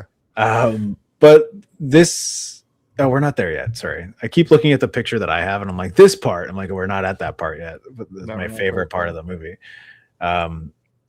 So she eventually coaxes the boy to turn into the man. And we're talking to the man as he's working on his, I guess it's supposed to be the last victim, right? Like the one that the first victim. is it the first victim? We already kind of covered this segment. Right. And he puts a collar on her, which is as we've learned through the detectives, this is the last thing that he does after he does all this gross stuff that we've already talked about. Yeah, and on the outside, the scientists sort of freak out a bit, and that's when they're like, "We have to send somebody else in," and Peter's like, "I'll do it." Yeah, and they do like this cool thing where it's like host guest, where it's like flickering back and forth, and they're becoming one, and the guy's like, "What's wrong?" And it's like she has forgotten that she's in a dream. Yep, that would be scary, you know. If you knew if you knew nothing was list, real, and then all of a sudden everything was real, it would be. Of all the things on a list of the things you don't do in this situation is you're supposed to. And this, I think, this is the part that I was talking about earlier, where she looks down at her hand, and there's like a little bandage instead of the diamond on her She's fist. trying to hit it though, right? And it's like slowly Yeah. turning into something else. Yeah. So, we check in with the victim. The water rises a little bit. That's when she sees the pipe. But then Peter goes in, and he wakes up in a strange place. And it's like a farm sort of setting with three women who I think are the woman. I think they're supposed to be Starger's mom, but I'm confused now because that woman before wasn't his mom. But they basically... this is the most painting looking moment, but it's also so surreal because there's this light that keeps shining on Peter's face. I think they're supposed to be speaking with I think what they did is they deliberately cast three women who look the same, right? Like they're supposed to look the same, and they do. Right. They look well enough the same. They're the same woman, because the two the two on the right are put in such a way that it looks like a person composited on top of another person. So I think they might have just been clearly the same woman. It's clearly three different women. But the reason you can tell the most is because they can't all put their head back the same length. You're like, oh, if it was the same woman, they'd all have the same exact thing. But and also their faces look different, but they look close enough that you're like, I think it's you can also, the way they've lit it, you can see the pulse in their. Did you guys notice the pulse in their? I didn't notice that, but that's awesome. Oh God, it's so uncomfortable. Is it based on something else? Is that scene based on a painting or a music video or something? It just looks so familiar, and it could just be because I've seen the movie before, but there was just something so familiar about that scene. No, I agree with that. I agree with that for sure. Yeah, I was like tempted to look it up, but I was very into this because this is the part that felt like the most like an art student film from from like a university or something, where you're like, what is going on here?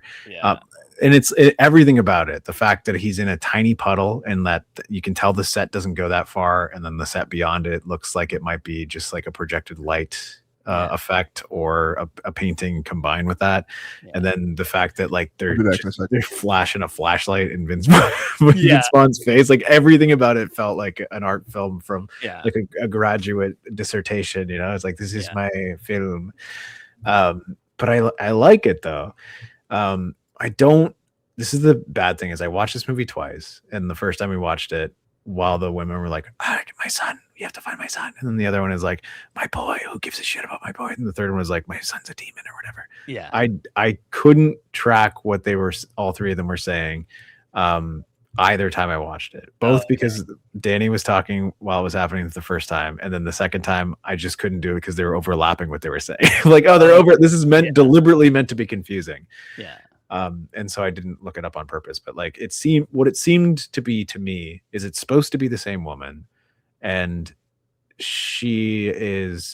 it's like a degradation of how she feels about her child, where it goes from like, I can't find my son to my son is a demon and he needs to die. Like that's what the lineup is. Oh, okay. I could be wrong there, but that's how I read it. Yeah. But yeah, it's so creepy, especially the second time when I was watching it. Because the first time I watched it, I noticed only one of their pulses going, and then the second time I watched it, I'm like, all three of them. If you look, the light, the way it's lit, you can see. Yeah. I guess because they're holding their head there for so long, it would start to like drum up the blood pressure, right? Yeah. And it's clearly real. Where you're like, oh god, that's probably so uncomfortable to sit there for like, out takes after takes after takes. Like they're like, cut. All right, ladies, you can relax your necks for now. They're like, oh, can I get some water? I've had my mouth open for 5 minutes straight. Yeah, I have no idea like what kind of director he is on set, Tarsem Singh, but like there's no way that he's not super meticulous about every single shot. Like obviously the way, so there must be so many takes. I can't imagine having to be one of those people having to sit there with your head like and your mouth just okay, open it as wide as you can go, wide as you can go. It's like my god, I'm having a head rush. Another one passed out, bring another one in. How many do we have? They all look the same to me. I've only ever acted in stuff I've written, so it's like just the most lazy stuff I can do. Like that's where you're like, I don't have to paint myself completely white and I make other people do it. Go, no, I only voice act really. So sometimes I shoot myself in the foot with too many long monologues. I recorded a thing today that like because I was editing a video, and then I do commentary on like other people's stuff, right? So 3 clips in a row, the people that I was talking about left their fan on while they were recording. So I was so annoyed that I just stopped, recorded a thing saying how annoying it is to keep your fan going while you're recording a video. But I was so annoyed, and I was just talking quietly and into the mic. And it was like, I listened back, I'm like, oh, I'm gonna tell them how to record audio with the worst audio ever. So I ended up just cutting my commentary because I was like, the irony. Irony. Where are we at? Okay, so we've got he gets the flashlight in the face, which is obviously revealed to be young murder man. And he's using the device because he's like, well, a new person's here. And she said, like, if you can feel, she says, if you're ever trying to find me, or if you feel that I'm around and don't know where I am, you can use this to find me. And I guess he probably thinks it's her. But then it turns out to be Peter. Or at the very least, he understands that there's a new person in here and she's a new person. So he might be here to help her. Right. Which is like, this is also kind of cool. Like, you guys remember that show, The Odyssey, when you were kids? Like, guys in a coma? Like, I was thinking about this show the whole time I was watching this movie, both times. I didn't make that, but I get it. I mean, it's the same concept, kind of, right? But which this is like a much more disparate, scary, and horrifying version, obviously, but like it's also lonely, right? This kid is terrified. And like Jason earlier, when you're like, why would he go back in? Why would she go back in there? It's like to save the kid, man. The kid is like, so he hasn't done anything wrong, right? Yeah, but like she doesn't save the kid, which spoiler, but she does. She saves him in the biblical sense. She sends him to God. Right.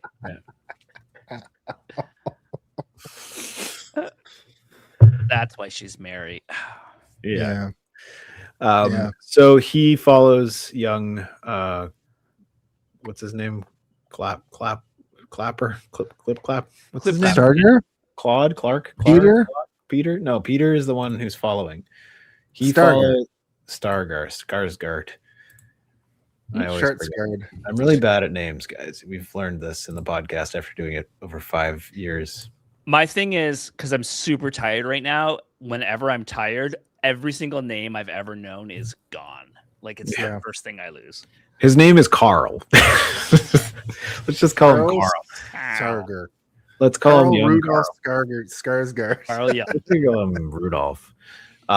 He follows him and he finds Jennifer Lopez, and I gotta say, this is like in my brain when I think of like, is J-Lo hot? And I'm like, yeah, she's okay. And then I think of this movie, I'm like, this particular moment, I'm like, oh yeah, she's hot as hell. Look how cool she looks. Yeah, she looks like a cool. This specific this like her in this like weird costume and the way her hair is and her makeup and everything about it is just like, this is like amazing to me. Yeah. It's so beautiful in like every sense. It's not hot, it's beautiful is what it is. Yeah. You're just like, holy shit, this is like strikingly beautiful, where it like paralyzes you almost. When Peter comes in and she just starts like getting on top of him, I don't like that. No, I know, but it's like so off-putting. Yeah. And hard to like reconcile, where I thought that this movie actually ended with them kissing for some reason. I thought there was like a love thing that is not as it would make no refreshing. sense. I know, refreshingly totally out of this movie. Yeah. But when I was remembering it, I thought that they had a thing, but I think I was just remembering this scene because like she's so weird and she's got the mask on and she gets frisky with him, but it is a full trick because it is. Well, also if you're listening to what she's saying the whole time, it's her recanting his story to him. Yeah. Did Daddy do something wrong? Did he see something bad to you? Like she's saying things that are going to affect him horribly, right? Which means that her memories are now drip fed into Carl, evil Carl, the king of terror or whatever. Like he's like, do whatever you can to get this guy to be pacified. Or it's his own mind. We don't know, right? Like this is the thing is like the rules are very muddy in this movie, and usually I like solid rules, but when you're in something like this, it's like, imagine all three of our brains just melted into one brain, right? Like we wouldn't be able to establish the rules. There would be me being like, we need rules, and you guys would be like, like, no, these are not rules. What are you doing? It's like when you take a vacation with friends. We look over Jason's titty fucking a muscular version of himself. We're like, Jason, what are you doing? And he's like, never skip tit day. We're like, Jason, stop. That's an insane thing to say on this show. But you're not wrong. So the bad guy comes over and also gets in on it, and he gets Peter. All of this is very dreamy too. Like it's very like weird. Is this the scene where when she's has this guy? Yeah, that guy. But is this where she's talking to him and it's like her dialogue is a little bit stilted because it's supposed to be like weird and dreamy? Well, everything is whispery. This is where Trevor, you're like, stop whispering already. Yeah. Like, it's like everything is, if you're watching it on a regular TV, you almost can't hear what they're saying. If you don't have subtitles, you're not going to be able to really understand what they're saying. And I didn't have subtitles, so I actually plugged my headphones into my Xbox controller and like put it on and was like, I had headphones on for this. I had to crank it a few times. Yeah. And they're not talking about the volume. Yeah. But also they're not really talking about anything of importance that we don't already know. They're just using information that we were already given to throw back and forth. And I think that's kind of the point of it, is that it's meant to be deliberately hard to hear. And there are bits and pieces that are very understandable and a ton of it that isn't. And so like, as you're watching it, it's almost like these two waves going back and forth, where she's saying all this stuff to him before he's captured, and then he's yelling things, and then slowly it's getting louder and louder and louder until you get to the point where you fully understand what Vince Vaughn is saying. And the only person that's clear is Vincent D'Onofrio's character, who's basically just mocking him the whole time, being like, stay still. And he's like, oh, tiny little worm, or he's like, bad worm. And then he cuts him. Yeah, I thought that he was, So when I saw it originally, I thought that he was going to cut a worm out of him, and I thought I thought he was what going to cut his penis saying. off. And also there was that element of it because he like adjusts his belt, but when he like cuts into his abdomen and pulls out something that looks like a worm, and then immediately it's 100% his fucking intestine, and then he puts it up on that weird spiky fucking spit, I guess, and starts twisting it to like That's carnival a good word music. for it. I was like, what is it? Yeah. It is a spit. Yeah, It's you're a right. spit, basically. Yeah. Yeah. I could not believe what I was seeing, and I had seen this before. Like it's Doesn't he seem like a nightmarish. Dark Souls villain or something? This is Yes. like something that would be at This whole movie is a Dark Souls movie. This scene I really thought, oh, this guy's kind of a jerk. What a dick. You know, this Carl guy, the more I see of his multiple personalities, the more I think this guy's a real jerk. I'm like, is that a norm? Is Yeah. a normism? It's annoying. Yeah. In my notes I wrote, he starts to wind out a spiked. So he puts a collar on Catherine Zeta-Jones or whoever is in the movie, and then starts pulling Vince Vaughn's guts out, and that's the wrapping them up. Well, Peter is trying to yell to Catherine to snap her out of it, and this does kind of work because he starts to use her technique on him back at her because he starts telling her about what she had told him in their conversation earlier. So we see a single tear come out of her eye while she's still in that like stasis. Well, yeah, what he does is like, so she thinks this is real, right? She thinks that she's the queen to this king or whatever. And he's like, remember your brother who died? And I'm really sorry for saying this to you, but this isn't real. And he's like throwing everything that he can to her to snap her out of it. Yeah. And then he goes, your money, and you don't even know it. Yeah, he does say that. Yeah. And then but this is the moment where I'm like, she's standing there with this like, or not even, she's like sitting there like a painting. Everything in this whole sequence is like a painting. And she's got this really sort of coy grin. It's like a half smile, and like her eyes are kind of relaxed, and it's the image behind Jason, but like a little bit more frightening than that. Yeah. It also reminds me a little bit of the way people smile in the movie Smile 1 and 2. I know it's more like, but it reminded me of that because of just how like you said, Steve, it's like a fake smile. Yeah, it doesn't feel real. It feels plastic smile, or plastered on. Yeah. And then she starts crying through it, which it's fucking good, man. Where I'm like, J-Lo, this is great. This is to fucking answer your great. Question.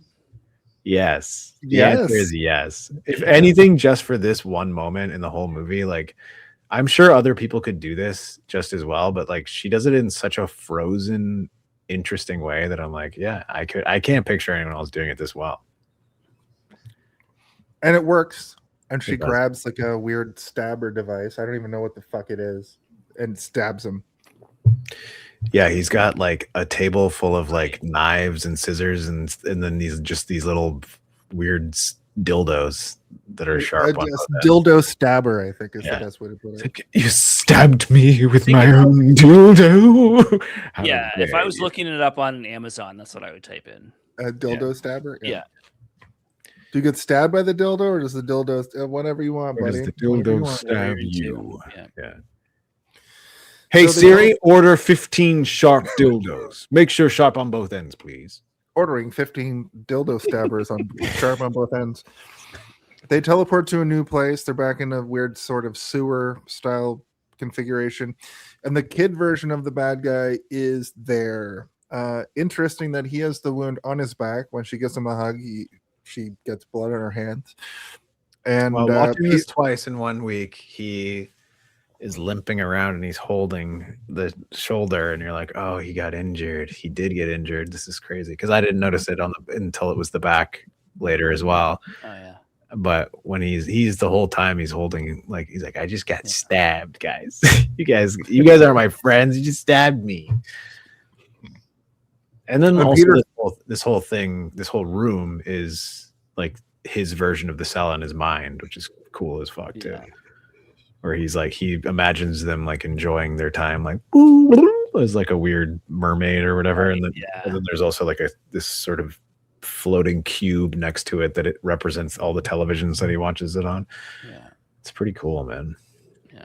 And that's where Peter finds the symbol. And it's crazy too, because that was one thing that popped into my mind when I was first watching the movie again for the second time this week. When he finds that symbol looks like the incarnation of the monster to me. I don't know how to explain it more than that, but the like you're right, man. Like like that, it's what it.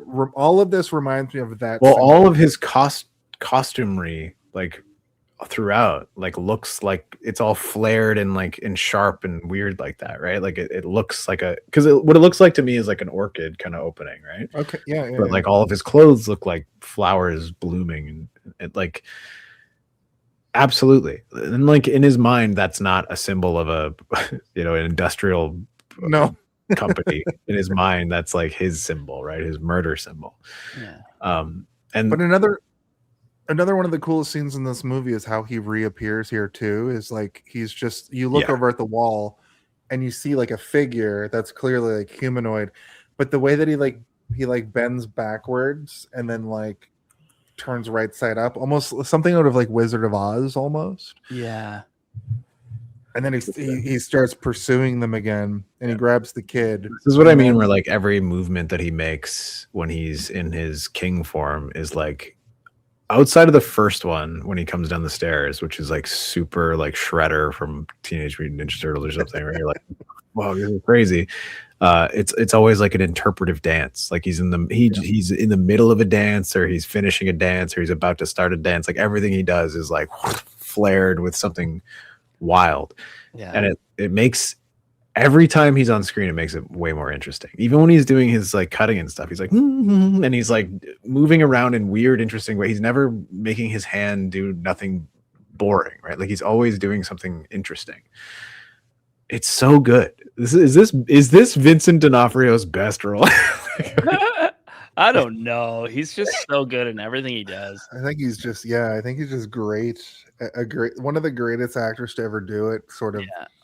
I mean, imagine getting the opportunity to do this movie, right? Like being like, so every time you show up, you're gonna have some wild ass makeup. Are you okay with doing like 6 hours of makeup before this? And he's like, yes, I will. And probably so much like pre-production stuff with him too, just to like get everything fitting right and looking right. But then even when he's playing the like regular sort of like drab like like that character is like everything he does there is so good as well. Like he's going through it in this movie because he does these little like that's it. Vincent D'Onofrio does these little acting choices constantly. Gary Oldman is another actor that comes to mind when I think about this acting style, where you're not just like doing the lines and playing the role in a particular way. Every time you have the opportunity to change it up, he changes it up. And in this movie, obviously when he's like the god killer king, that is a whole other different character from when he's just playing the red-haired like serial killer guy. And you would think that when you're playing the red-headed serial killer guy, you're just gonna like play it normal. You're gonna play it like, oh, I'm a freaky weirdo. But he just does these little like movements and acting choices that really elevated to this next level. That you just try to think of other actors that have played serial killers, and it's just like you're just playing a guy who is like mentally unwell. Yeah, you have to play a character who is like got a dream monster inside him, like you have a dream monster inside him, inside you, and this character does, and it's really. And JLo is not like the antithesis of that. She's doing a fine job, but she's very one note the whole time. Same with Vince Vaughn, very one note the whole time. It's not bad. The whole movie is well acted. There's lots of great character actors in this movie too, like Dean Norris, but just the way that Vincent D'Onofrio, like every time they said action, he tried something new, and I would love to see all the various takes of all these scenes that were so like there's a levity to it that I really just enjoy watching him work. Yeah. Yeah. Yes. Yeah. No, I agree. Everything you said is exactly how I feel. Like even just like the moment where he's puts his fingers into the water to clean it. He could have just been like, but he's like his hand is shaking and he's like, and he's like when he's dipping it in a weird way. You're like, dip it normally. Why can't you dip normally, man? One of the things that resonated with me the most was when he's in the tub right before he sketches out and he's like taking the water into his mouth and spitting it. Like that's an interesting choice you don't have to do, but it really elevates. Like this guy he's being the kid version of himself that we see inside of his dream world in that moment. There's no real other way to like convey that emotion or that entity than to do something. Well, like speaking of the entity, this is again the moment where I'm like, why does J-Lo go back into his brain? This is it. Is because Vince Vaughn grabs her, forces her out, grabs her, pushes the button, and then as that's happening, Vincent D'Onofrio is picking up the character and being like, "He's barred," and like going off into the shadows. That's why she goes back in, Jason. She wants to save the boy. The boy. Right. You gotta save the boy. We'll get to that in a moment. I'd kill the victim, but also he does that crazy fucking like this is a credit to both his movement, and I assume there was probably some sort of stunt person doing a lot of that twisty, weird Cirque du Soleil flipping that he was doing, but then also the costume is like so interesting that like the way it moves, it looks like a slinky almost, like he's like slinky walking, right? Where you're like, he looks like, and then he like comes up and he's like, and you're like, oh, he's slinking his whole body. They're like, imagine, this is how I picture the director. Imagine you are a slinky, and he's like, okay, I can do that. I can slink my whole arms and my legs. He's like, yeah, slink everything. Just be a whole human slinky, please. Like in Toy Story. Yes. Have you seen the movie Toy Story 2? Do that. Yeah. Like the Norm's character, or no, not Norm. That was Ernest. What's his name? Jim Varney. Yeah. No. The character from Cheers who is a postman, Norm's buddy. Oh yeah. The piggy bank. He plays the piggy bank. Yeah. Oh, he was okay. Or was he the? Oh no, yeah. Oh, no. Don Rickles. Jim Varney was the slinky. Yeah, he's like, what are you guys doing over here? Yeah. Hey, Vaughn, you know what I mean? Hold on a second, my ass has got to catch up. Anyway, the victim gets more water poured into her cell while Dean Norris gets the call. Peter tells him to go to the crime scene. He knows, like originally, like the house, and then they talk about the Carver Industrial Equipment, which is like that symbol. And find everything you know about the machine, and they bounce out of there. They get on a helicopter and leave, which is like crazy to the scientists. Are like, we normally have to do like an exit interview. Yeah, he shouldn't be able to walk right now, and he's like, yeah, give me a smoke and a helicopter. Yeah. This is the thing that I hate about this movie is that, but it's also, I guess, the conceit, and I think supposed to be the moment at the end that discredits everything, which they need for some reason at the end of this movie for all of the technology to be discredited, or else I guess they would use it to solve every crime ever committed or whatever. Yeah, but like the end of the movie is like, yeah, they just said that it was information that was already in my head and I remembered it and you gave me a boost and that's it, which it's true. That's exactly what happens. And that's why it's annoying to me, because he's obsessing over every detail and they show us that fucking symbol so many times when he's going through there, and it says Carver next to it. And like, he doesn't ever think to check that until he's in there. But that's a good point. Yeah. But I do also like the fact that when he went in there and he saw that symbol everywhere, that like he's like, oh, this is more important. Like he was overwhelmed. Yeah, this is more important than I thought it was, because it was just a detail that I didn't really think to consider before, and now I'm going to go and consider it. Yeah, which that means that what they say at the end is true, because he did have that information, he just didn't think to work on it. Yeah, right? But like if I'm a detective, I'm looking at a crime scene, and like I see, I have my Logitech thing here. I'm not gonna just be like, oh, I have to look into the manufacturing of Logitech and where they have their headquarters and so like that. I'm not gonna think about that. But like, if I realize that this is really important to him, it's gonna be a different thing.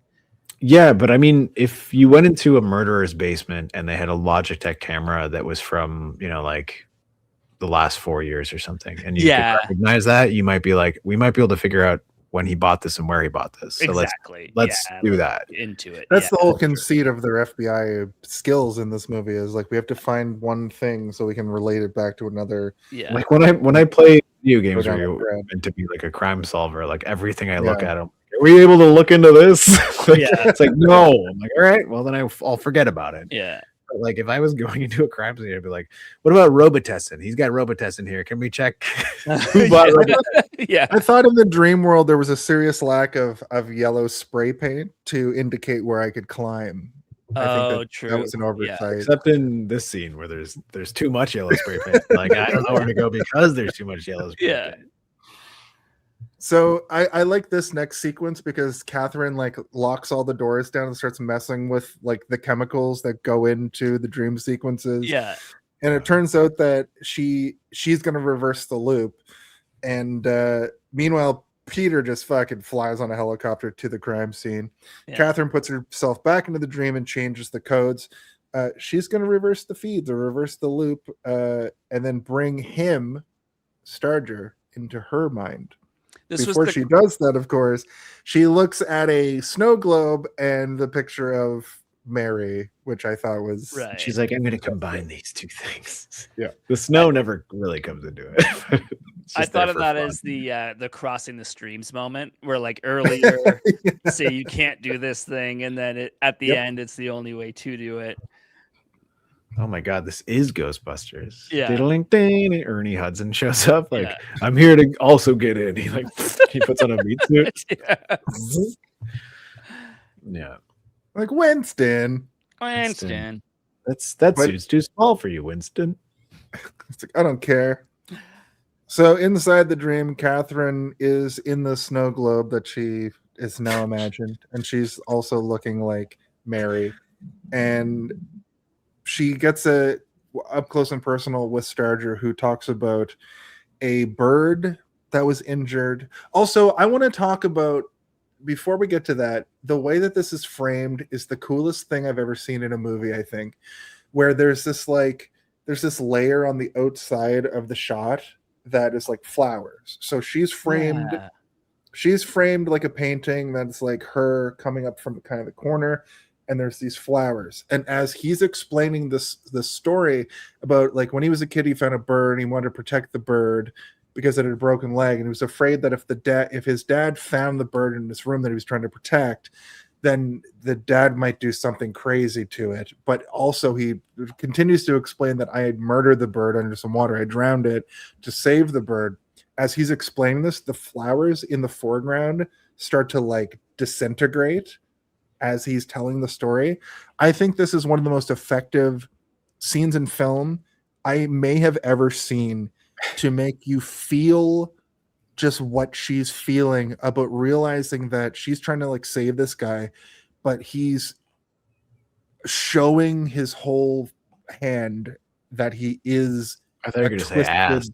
He's showing his whole ass. I almost said showing his whole ass, but he's showing his whole hand that he is a twisted it's not only that it's not only that like he's twisted and maybe unsavable, it's that she's realizing that's the moment that he shriveled, right? Like the moment where those flowers were blooming, that's where they died, right? Where it's like it's the first time he killed something, but like he didn't do it out of a twisted fascination. He did it because he thought he literally thought he was saving it, which is, you go on to what he did later, and it's like he probably felt like he was saving those people as well, the people that he murdered, and then jerked off to their corpses, I guess.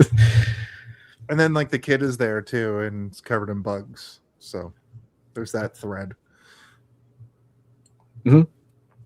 And then the nightmare man is coming. I personally, I don't like the overlay. I think it I think it is weird and looks. It reminds me of like tonight on NBC we're playing Bollywood. The whole like they're playing a Bollywood movie. Like that's what it reminds. Like the way it comes in, I just think visually it looks not great, but I do like that aspect of it, like the blooming flowers and the shriveling flowers. I do think that's good. I think it's just a weird. I feel like there's something like if they were to do this now, right? There could be a thing where those are growing behind him or something, right? Where it would be an interesting way to do the same effect, but not have it be like look like, you know, like when you watch TV and like it shows like an ad for a next show, like that's what it looks like to me. And you guys totally can tell me that I'm wrong here, but like that's what it looks like to me. Yeah, I get what you're saying. But it still has that painting motif to it, and I just like the composition of her face coming out from sort of the side of it. And I think my emphasis wants to be on the fact that the flowers, they don't de-bloom. It's also that I don't hate it melting away. They're like she's not like a thing that I hate while they're melting. It's not a thing that I hate. It's just a thing that I feel like it's weirdly jarring and like adds a layer that makes me feel like I'm being disconnected from the movie. But at the same time, that's how dreams are. So maybe who gives a shit, right? Like maybe that's because I never watch it and go, ugh, but I'm like weird. Like I always think weird. This is so weird. But also so is the digital snow. So, but you know, whatever. Well, that's fair too. I've been thinking a lot recently, completely unrelated. Well, it's related, but how I've never seen ice done well in a movie, like ice cubes. Right. Just in any movie there's ever been ice, looks bad. I mean, I liked him in Anaconda. Yeah, I thought he was pretty good in Don't Be Embarrassed. That's good. Okay. I wasn't quick enough. Yeah. Anyway, here, let's have this debate. I think he's a turtle man when he comes out of when he slithers out. I think he's a turtle man because of basically the way that it shows him the back of his head, but I do understand what you mean about Snake because he literally has this like cape that he literally sheds. But I do like the idea of Turtle Man as well. Like when you said that earlier, my brain didn't go, no, my brain went, I thought Snake Man, but then I was also like, but Turtle Man works too. It does. And also, Trevor, if you have something to say, no, I was just gonna say I could see both. I thought Snake too, but yeah, I could see it as well. The reason that I'm like, maybe Jason's right here is because he had to turtle his whole life. He had to create a shell around himself his entire life, and like that cape that comes out, it looks like a turtle shell. Yeah. And also at the beginning of the movie, I don't know if you guys remember when he's driving to go get the corpse the first time, there's a fucking big ass turtle that we're following like at the beginning of the movie.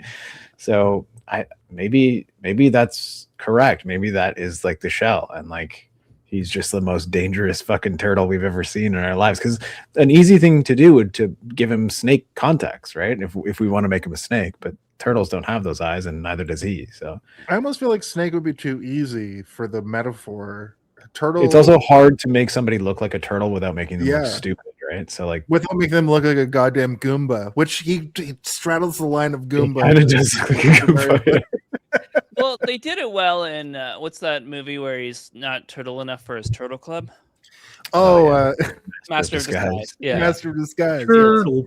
You know that scene. A fun fact about that scene. I'm gonna put it on camera on video for the first time ever. That scene was filmed at the same time that 9/11 happened. Really? Yeah, there's behind the scenes footage of Dana Carvey in that whole costume being like, finding out about 9/11. Oh my god. Like, oh my god. I'm not turtly enough for 9/11 either. Oh my god. Did he cost it? I think he cost it. Yeah. He like turned to the director. He's like, oh, is this because of me? The director's like, it's not even out yet. Yeah. They heard about it. They heard about it, Dana. Mm-hmm. The director was Norm Macdonald. He's like, probably not. So Peter rushes towards a helicopter some more, finds out about the hoists. What the fuck word is that? What did I write? Hoists. Yeah. He was thinking Anyway. about the chain things, like the Oh, yes. that The made sense hoist. to me. He found about the Yeah. hoist. The hoists are made by Carver Industrial Chain. Right. Mechanism. Yes, thank you. I'm so glad, and it's spelt wrong, which is especially good that you understood what I meant. Anyway, they find out that they find out about the area where Carl does his crimes at, and they find the place. It's like a weird detail where it's like they shut this area down a long time ago. The last huge industrial installation or whatever was in this one place, but it's been shut down. But the person that they hired to shut it down completely was your pervert. It's him. He owns it, basically. Pervert man. Yeah. I am pervert man. Out of my way. I need to masturbate. Anybody got any lube and chain oil? He's from the Tick comics, not the TV show. Right. Yeah. In the dream world, Catherine faces off against Starger with a crossbow, shoots his foot, and then pins him down with the rest of his body. Then rips his fucking nipples off. She's got a triple bow. Yeah. Like she's got a triple crossbow, and this is where I'm like, Xena. Dun, dun, dun, then dun, dun, dun.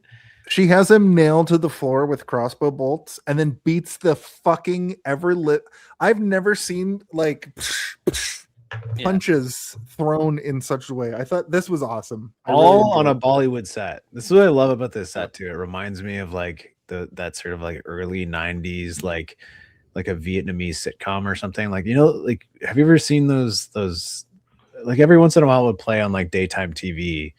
Maybe it was because I grew up in an area that had like a higher level of immigration. So like on those like I also had the Vision channels, they would have TV shows from different countries and stuff where Right. like I would watch them and be like, this is so strange. But that's kind of what it like felt like to me. Yeah. Like the lattice and everything and like the pink like fabrics and like the fake trees really in the foreground, but like it doesn't feel like, it feels sort of like cheesy, but at the same time it's still affecting. Like it's making it, it's doing the job that it needs to do. But it's also making me feel like this is all fabricated and fake, the same way that you would watch a sitcom from like a country that you're not familiar with, being like, I don't understand what's happening. Yeah. The police find out where the victim is ultimately. Catherine stabs the monster and twists with a sword, with a crazy Xena-like sword. Yeah. She also summons the sword. She has no sword in her back, and she reaches behind and like then pulls out a sword. It's all very this is one of those things where I was devastated to figure out that this was not based on a comic book. Like how is this not based on a comic book? That was like a Scott Pilgrim move too. Yeah. KO. Yeah. Xena wins. When she stabs and he's like, you cannot kill me, and she twists and he's still just alive, and he's got those big fake teeth and he's like, can't say words in these teeth. The worst acting that Vincent D'Onofrio has ever done is in this moment when he just cannot get the words out because his teeth are in the way. Yeah. And his mouth is full of fake blood. Like, yeah. They clearly keep like putting more, and he's like, I'm like, I don't know what he's even saying, but this next segment is one of the quickest. In a hero's journey, when everybody sort of leaves to go, they're not part of the story anymore. They're sort of losing credit with the story. It's the quickest version of that, where as this is happening in the dream world, the moment of doubt as everything's going wrong at the farm and he's still alive, Peter finds like the first shack and realizes it's not where they're supposed to be. And they do this interesting cut where they all go there and they show up. And then he's like, well, this isn't the place.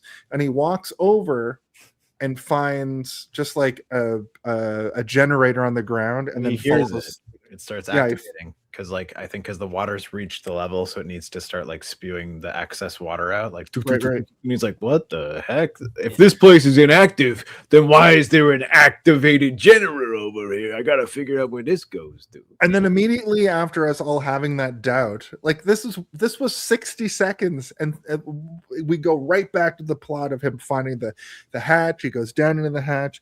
Yeah.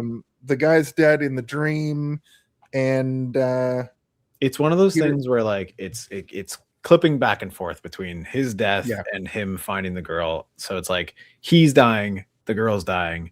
Which one are we gonna save? And it's like, well, we know, we've seen movies, we know who's gonna win here, right? Like, but then it gets to the point where she has to drown the boy, right? And so like the sacrifice is the boy is drowning to save him while the girl is no longer going to be drowned to be saved. Yeah. And it's like it's fine, it's good. Like I don't dislike it. It's like good imagery, it's interesting. I think maybe it went a little bit too much back and forth for too long, where I'm like, because I'm like, I know what's gonna happen, movie. Like, unless you throw an absolute curveball at me, I know what's gonna happen. And there's no curveball from here on out either. It's like the we got a happy ending. I think this movie would have been more interesting if there was a bit of a curve. Maybe the curve is the. How do you guys feel about him immediately just trying to shoot the thing instead of finding a valve to get rid of the water?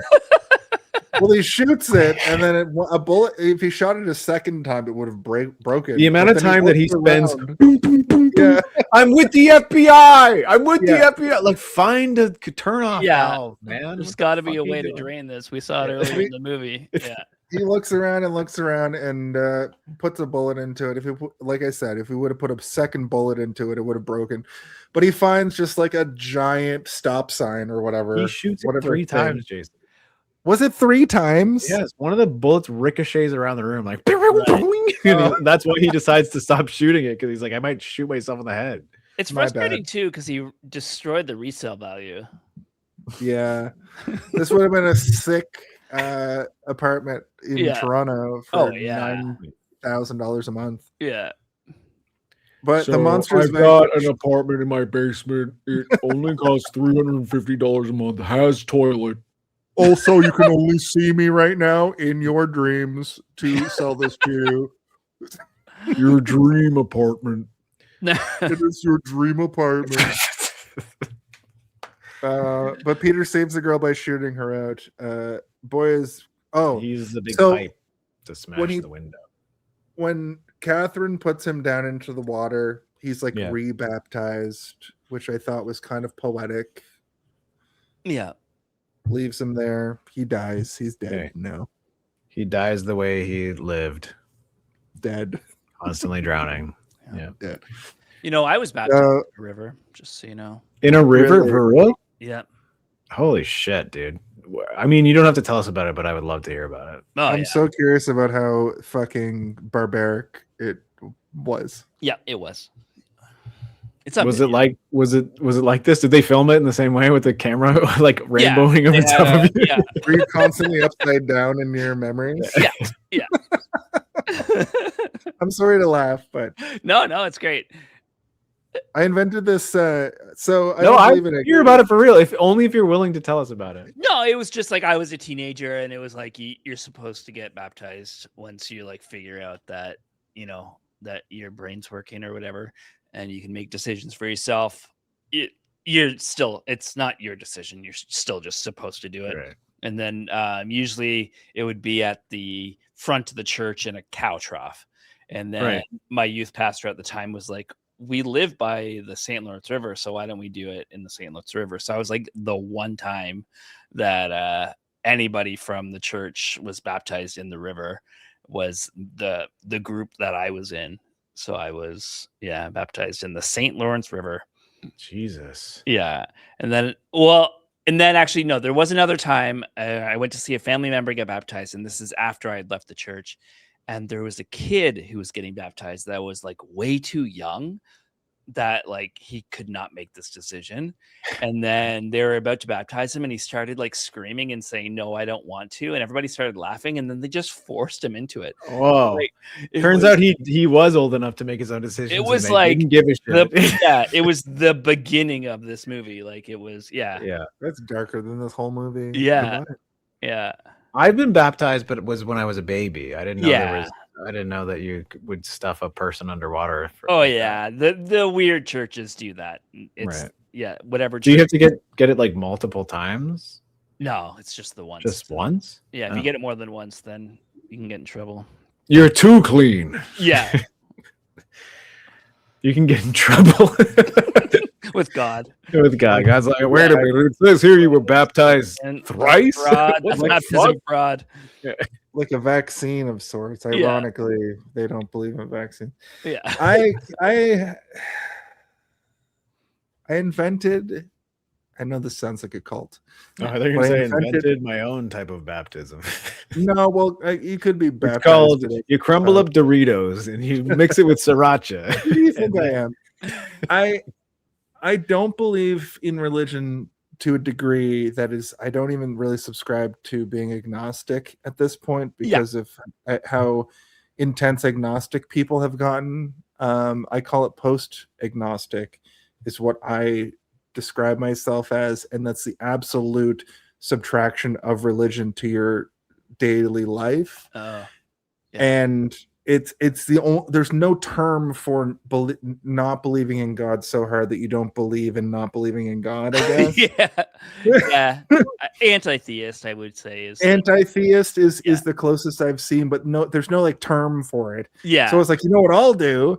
I call it post-atheism, and that's sort of what I've subscribed to over the last probably decade or so. Yeah. And I'm going to start writing the book of post-atheism for Jason so that he'll have to come up with a new religion after that. I know, and my wife was immediately like, "So you guys can have like meetings?" Yeah. Are you guys going to start being like, you're going to make up commandments of some sort? Yeah. So immediately, it's like anarchy. It's You know what fucking mine falls is? apart I just immediately. don't think about it at all. I don't And give a that's fuck. exactly. Well, what I'm clearly you talking- think about it a lot that you've made up your own new religion. Well, it's not a religion; it's a way of life. But if you want to give me 20% of your income, Yeah, and also subscribe to us for. We more can make info. T-shirts for that, Jason. Post. What is it? Postmodernist atheism? No, just or whatever? post-atheism. Post-atheist. That's all it is. It's easy. But I have another friend like you, Trevor, who's like, he was a Mormon, or his family was Mormon. He got out of Mormonism in his teens, and I used to yell that in high school. I tried to explain it to him, and he was like, "That's a bad road to go down, man." no. Because it was suddenly you're going to be finding a bunch of like gold bars in a pit and not showing anybody, True. and then you're in the same anyway. True. That Yeah. religiously post-atheist. Anyway, The joke I was dine a trying to dream, make dine was- realize. Oh, never mind. It's okay. It's a joke. I'll say for another time. Let's wrap this bitch up, shall we? Yeah, let's get out of here. Let's see what here. What if I find insane is the key where the girl was? Why did she bother going? Okay, so this is what I want to ultimately ask you guys. If Peter discovers how to find the girl, why does Jennifer Lopez's Catherine go outside and go back in to do all this stuff? Because honestly, To save the this is boy. gonna sound- I know, but this is going to sound awful. The boy dies anyway. Why doesn't she just go out and fucking euthanize Starger in the real world? Because she's not giving peace to the boy. But that's where it comes into my head that She some sort of kills the paranormal- boy. right, but that doesn't. That's not good enough for me. She goes in and she takes the boy who's dying and she places the boy underwater, and she is the one to lay the boy to rest. So the boy is looking into her face and seeing a face of someone she trusts and loves, and in some ways seems to revere, the person who saved him from his torture that he's been living for years and years and years. And he is now free from that, and the person releasing him is her, a beautiful face that he wants to see. Just take him off life support is what I wrote. So like, so your version is he's getting unplugged and a bunch of monsters are like coming at him. And he's like, ah! Versus You know being that scene at the end of Ghostbusters, or near the end of Ghostbusters 1, where this man has no dick and they unplug the fucking containment unit? yeah. No, that's not what I mean. It's So you'd rather like a bunch of Cenobites coming down a hallway at him and then he dies that way, or her gently putting him into a pool of warm water and having him drift off into sleep? Let me refer to post agnostic when I say that all of this was just in a dream world anyway. It is, but rather a nightmare or a dream? Like a nice dream or a horrifying nightmare? Which, in your last moments of consciousness as a person, do you think that Starcher deserves even the boy? The boy does, yeah. Okay. The boy helped them through everything. He led them to where they need to go. He is not the king at the torturer king. He's not that person. The boy deserves to have a warm bath to die in. Okay. And you know who deserves to be stabbed and shot and beaten the fuck out of is the king, and that happens to the king. You're right. That's why she went back in. I see it. I mean, I understand where you're coming from. Like, why not just like, put a bullet in this fucker? Like take him off life support, and she's like, fuck it. Just like shoots him in the head. I think with the conceit being dreams specifically, and also Edward's dad, Mr. Bain, at the beginning being like, it's just and the whole through line being like very trippy. You are Peter. If you go in, you're like, I gotta go solve the crime or whatever. Yeah. And even the doctors are like, you can't go back in there alone. Like, what are you doing? She's going in there specifically to say, and like the last time they're in there, like I say, is when he's like, he's marred, and he like disappears into the darkness. Like, that's why she goes back in. She wants to save that little boy, the scrap of him that exists that's still good and pure and nice. She wants to save, and she does beat the shit out of the king, which ends up beating the shit out of him. But then she rests. She puts him to rest, which is, it's nice. It's visually cool. It's interesting, and it makes sense to me. Which is what I'm being obtuse on purpose, because I do agree, and I did watch the movie and see the end of it, and I do understand why it is presented like that. But one of those like thinking critically moments, that's where my head went. It's just like, end this. Well, you know what? Good to know. If Jason's ever in a coma and we have the technology to go visit him in his brain, and we'll just be like, well, you want us to nightmare ass kill you, or do you want us to like have a nice little party for you at the end? Nightmare, please. I'll be like, let's go nightmare him. He'll be like, no, guys, no! Nightmare's not what I wanted. I haven't turned 9 women into dolls. Yeah, yet. But I'm saying if the technology exists for us to just go into your head. Okay. Well, anyway, the FBI continues to investigate. We convinced you that it makes sense. You did, and she's also a nice person. That's the other thing. If she was you, then it wouldn't have happened. But she's not you. She's a different person than you. I would be the character. There should have been a character in this movie that just the whole time is just like, just fucking put a bullet in his head. What are you doing? Stop going into his. What do you mean he had a jacked woman with enormous muscular breasts? Well, sign me up. Anyway, the FBI continues to investigate Starger's house.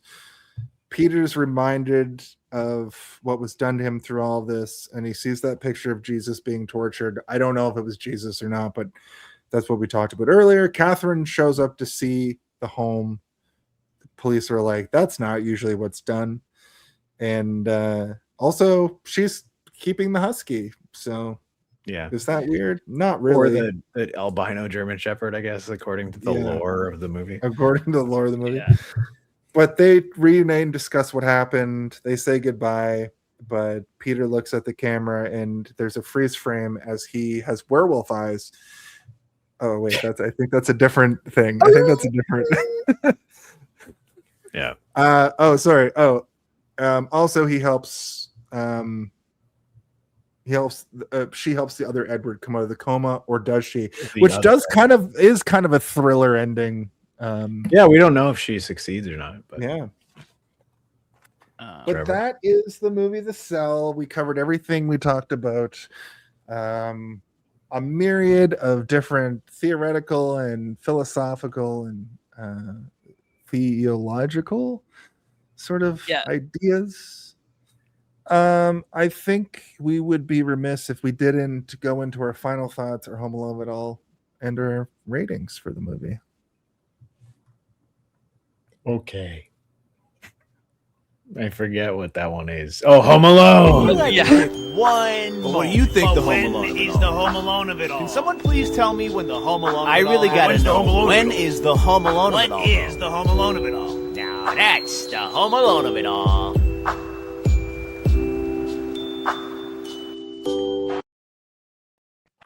I was just kidding. I knew the whole time. I just wanted to do a funny face.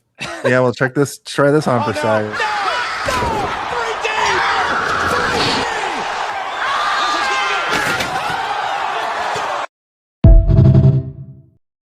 I'm gonna be so mad if that is what I have to like cut out of this episode to keep us monetized.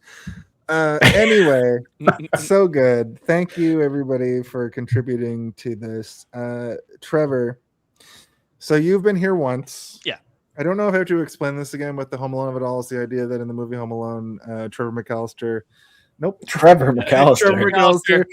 slaps down Kevin the Poelman. Yeah. Kevin Poelman slaps down the blueprint and decides that he wants to murder these men. And that is what we've decided that is the part of the movie we're all there to see, which it is. Sometimes it's just like the trailer moment. Sometimes it's your favorite part of the movie. And now that that's out of the way, what's your Home Alone of it all, your final thought, and your rating for this movie? Home Alone of it all, I would say,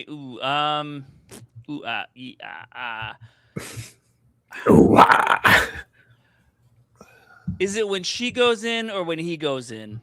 I've been asking me that question the entire time I've been alive over here. I think it's the Home Alone of it all. It's when she first enters his brain, and then from then on, and then final thoughts. Yeah, good movie.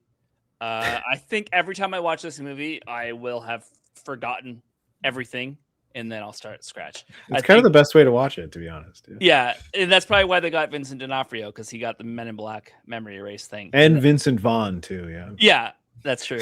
Just because he seems like he forgets stuff all the time. Yeah. And I would give it 4 bags of popcorn out of 5. Oh, shit, I didn't know it was going to be that fast. Is that a reference to On Cinema at the Cinema? Yeah. On this very show? Yeah. The very reason I even do the rating segment of this show in the first place? Yeah. And I'll add in a little bit, I'll add in some sand from Sandman. Oh my goodness. Give him another props, my friend.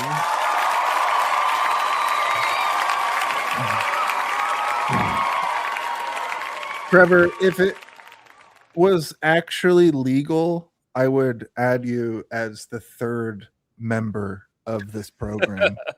But of course, that would be illegal. Yeah. Thank you for spending your time with us tonight. We'll come back to you. We'll thank you for thanking me for having you. It's also only illegal because we live in a dream world where Jason makes the dream laws. Right. Welcome to Dreamland. Yeah. See, I did that with my dream. Steven, why don't you tell us all about your Home Alone of it all, your final thoughts, and your... Well, my Home Alone of it all is the exact same moment that yours is, but I think that more compactly, it is the moment where they release the jacked woman, when the woman is relaxed. And like she first walks into her own enclosure or whatever, and it's almost like she's like a Roomba or something, where she like hits the wall and is like dink, like turns around and like comes out, and then she's like, oh, there's movement over there, and then it's almost like she has nothing beyond like what she understands, and then she's just there to like throw her over her shoulder and be like doom doom doom, and like the music, the camera work there, it's like my most favorite thing in maybe like most movies. Like I'm not going to throw and be like top 5 things I ever saw in a movie. That's not true. But it is a thing that every time I see it, it makes me be like, I fucking like this movie. Like this movie has got a lot of style and a lot of like interesting stuff going on, and this is all on display here. Like, imagine just being like, well, we need to make this happen, but what would make it more interesting? I don't know. Maybe like we'll have her walk through like a whole like ankle deep pool where she gets to a castle where a man, the curtains of the entire world are attached to his back via rings. What would make that even more interesting? What if the person taking her there is a jacked woman from like a Miss Universe contest or something? Okay, yeah, and then like it seems like it just compiles on top of each other, right? You're like, that is so fucking cool.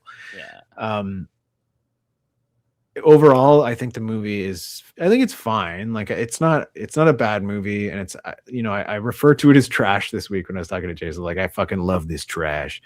But like, it's a fine thriller, and it has an interesting concept. The concept is mildly explained throughout in a way that I'm like, I follow the rules of this movie outside of the world, but inside the dreams, like there's no rules, and I can accept that because it's a dream world. There are much better movies that have similar concepts or things that are adjacent to them. Obviously look at something like The Matrix. Like The Matrix I can watch every year for the rest of my life and I'll be happy. This movie, I don't think I would want to do that, but I don't hate it. It's good. If you like weird stuff, if you like weird artistic stuff that you feel like you're figuring out a puzzle that isn't actually there, you'll probably have a good time with this. But if you just like weird shit, then you'll like most of this movie. If I had to give it a rating, I would give it,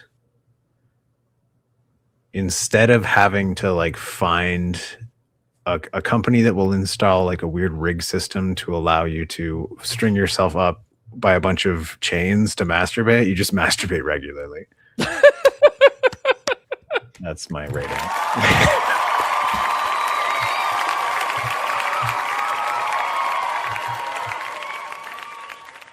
Yeah, my Home Alone's the same as yours, guys.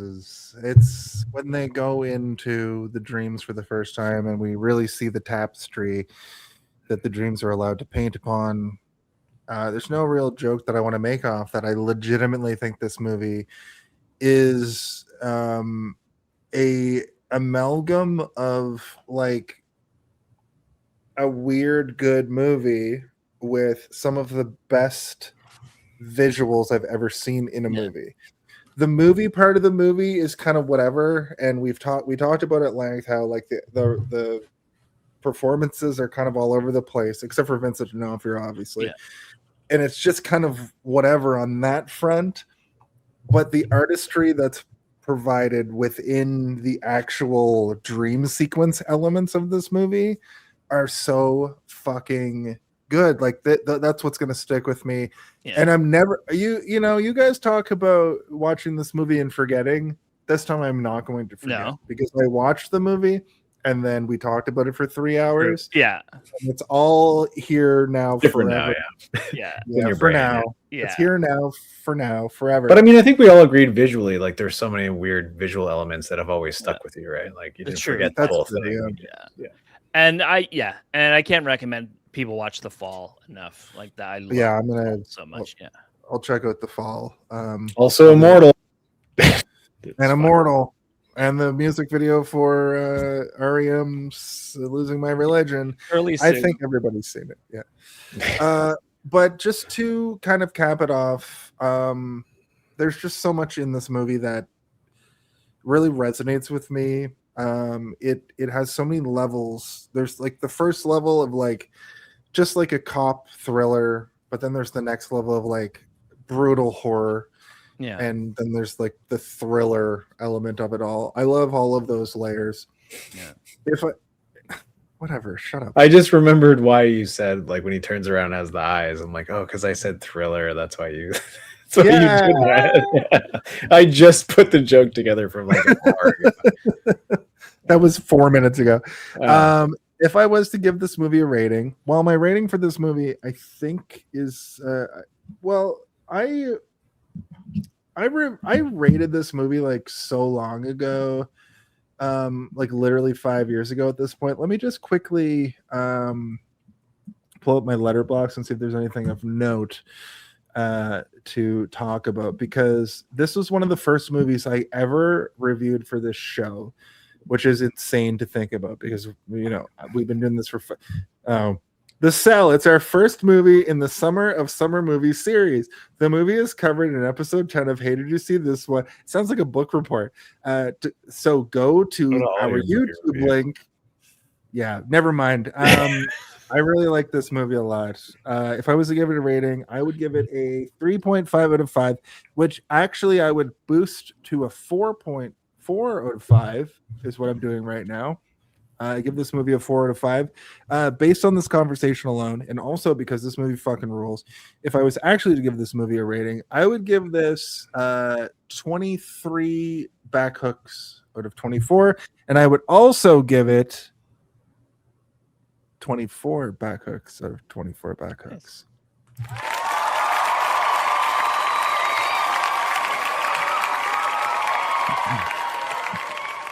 When you first said 23, I thought you're gonna be like, I give this 23, and they're gonna be like, and me.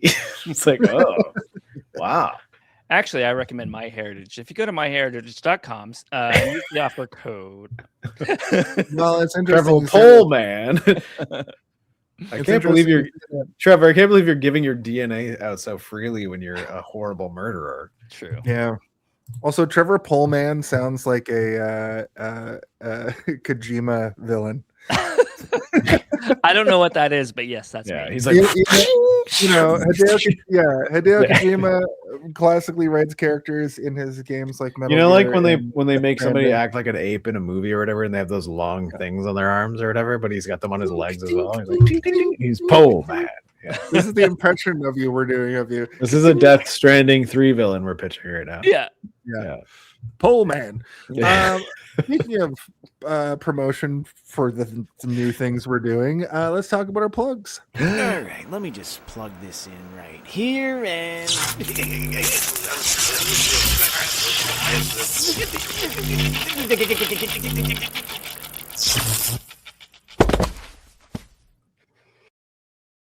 He's dead. Trevor, what do you got going on, buddy? BeliefItOrNot.com and the Believe It or Not YouTube channel as well. Coming soon. Believe It or Not, why do you care? Whoa. Is that like you're teaming up with another religion? Yeah, exactly. Yeah, you're teaming up with post-agnosticism, and we're going to figure it out together. We're going to figure it out. Yeah, exactly. Awesome. Steven, what do you got cooking on the back burner? Was that everything? Do you got anything else you want to talk about, Trevor? No, that's all my things. Believe it or not. That's with an F, not a V-E. Belief. Yeah. Believe it or not. Belief. Steve, what do you got cooking on the back burner? Do you believe in God? No. Do you believe? I believe. I believe God. in God. Steve. As usual, I do the voice of oh God. Do you? Voice of God? Sorry, I'm losing I do the voice of God. I'm the voice of Darth Theorist. I'm the voice of the Three-Eyed Theorist. I'm the voice of the Half-Blood Theorist. I also am on Stanland. I'm also on I'm working on a show called Randy, which is about to drop in 2 weeks. And there's another one coming. It's on the hills. We'll be able to find out what it is shortly. But I will say that I just locked in that I'm going to be one of the recurring characters, which is kind of cool. Nice. Good for you. Yeah. I beat out Bill Hader. I'm just kidding. It's going to be pretty cool. Basketball. What about you, Jason? Well, let me tell you about it. Let me get this straight for once. Tonight, on Thursday nights, every week, here on YouTube, Facebook, and Twitch, we do a little show called Hey, Did You See This One? It's my birthday month, and we're covering all the movies I love or have heard of. So tune in each and every week right here on these channels at 8 p.m. Eastern. In addition to that, you can find all of our stuff on any social media for podcasts and on demand, specifically YouTube and Spotify. I usually put up, and when I say let me get this right, I was going to just say it, but we put up our on-demand content over the weekend after the episode. So Sundays is usually when the video and audio on-demands go up. That's what I've been nailed down to. But I've been testing stuff, seeing what works, because we've had a giant growth recently, like a tumor, in fact. We have a tumor of followers. We're at 2,750 subscribers now on YouTube, which I think is a pretty calling our followers tumors. No, I'm calling them benign. Oh, the benign. That's what the first 9 ones that subscribe will be called. Oh, the benign. I've never publicly said this, but so the acronym for my channel is BION. So in my head I call my subscribers the Bionics. Oh, well, let's combine forces. I'll add the Bionic benign. I'll add our 2,700 followers to your fucking 200,000 followers, and we'll be the benign Bionics. 209. Okay. Your regular number eclipses our regular number. Anyway, Jesus Christ. I love it though. I've had so much fun figuring out how to spread the word, if you will. Yeah. Post-agnosticism. And in addition to that, I am the voice of Superkicked here in Toronto. We have a show coming up at the Great Hall on Queen Street here in Toronto, as I said, on April 24th, 2 days before my actual birthday. We're going to see such matches. There are only 2 matches announced, which is, you heard it here first, folks. Layla Wilde versus Taylor Rising. Huge match. Whoa. I've watched these guys wrestle a few times now, and Layla Wilde, Taylor Rising, obviously great. Layla Wilde is an up-and-comer. And then also the main event, Eric Young from such wrestling organizations as TNA versus our Superkick champion, Jesse V. Am I forgetting anything? Is there anything else I need to talk about? I don't think so. Here's a picture of a shark. Oh. Yeah. Also, here's a picture of chefs. Oh, I remember what the other things I need to talk about. You can get all of we have merch. You should buy it. It's really funny. Our very own Stephen Bobelak, Black Fly Waters, illustrates. Hey, that's me. I draw these pictures. He illustrates a lot. We have the Corporal Tunnel Syndrome from our James Bond series. You've already seen the Howie Mandel Effect all night tonight. Check that out. We have the Grimoire of Familiar Killers, which, as the days go by, these pictures are going to change into new photos because, you know what? Freddy's dead and Chucky's dead. True. And it's not going to be too long before Jason's dead. Look out for that in October. Maybe I'll just wait till all 4 are dead and then make a new one with the 4 new ones.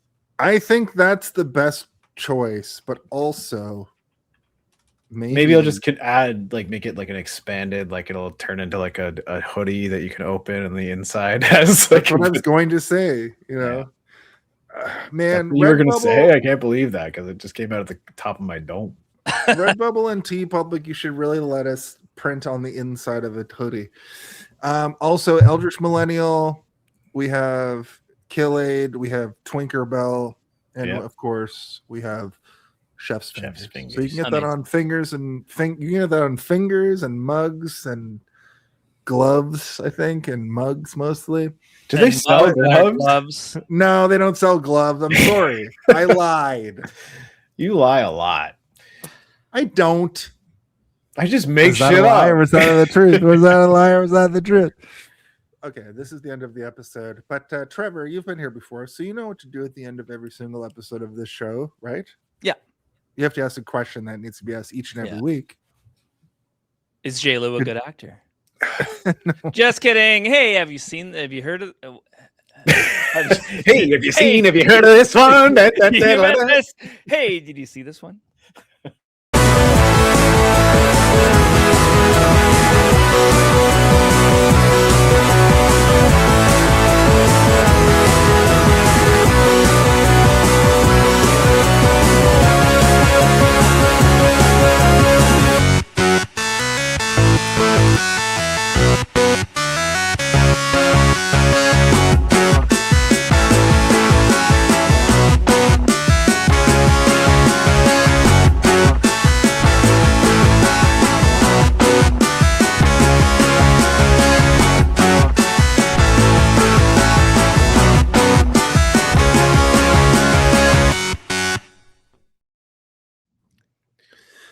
tell a joke. You guys ever Tell- almost barfed on camera before? During my outro earlier, I took a weird swig and I was like, I'm gonna barf. And then Jason's like, on to you, Steve. And I was like, well, and my whole thing was me being like, don't barf. That was what was reciting in my head. So if you go back, watch the episode, watch my outro, and you'll see that I'm trying not to barf. Pretty cool, right? I succeeded. Let's go. Beam up some Star Trek content with Live Long and Podcast. A roundtable movie discussion with Hey, did you see this one? And take a peek into the darkness with Heard Noise. Must Investigate with Michael Chan. Watch us duke it out on trivial debates. And let's chat about TV with the Super Mater Brothers. It's all here on the United Federation of Podcasts.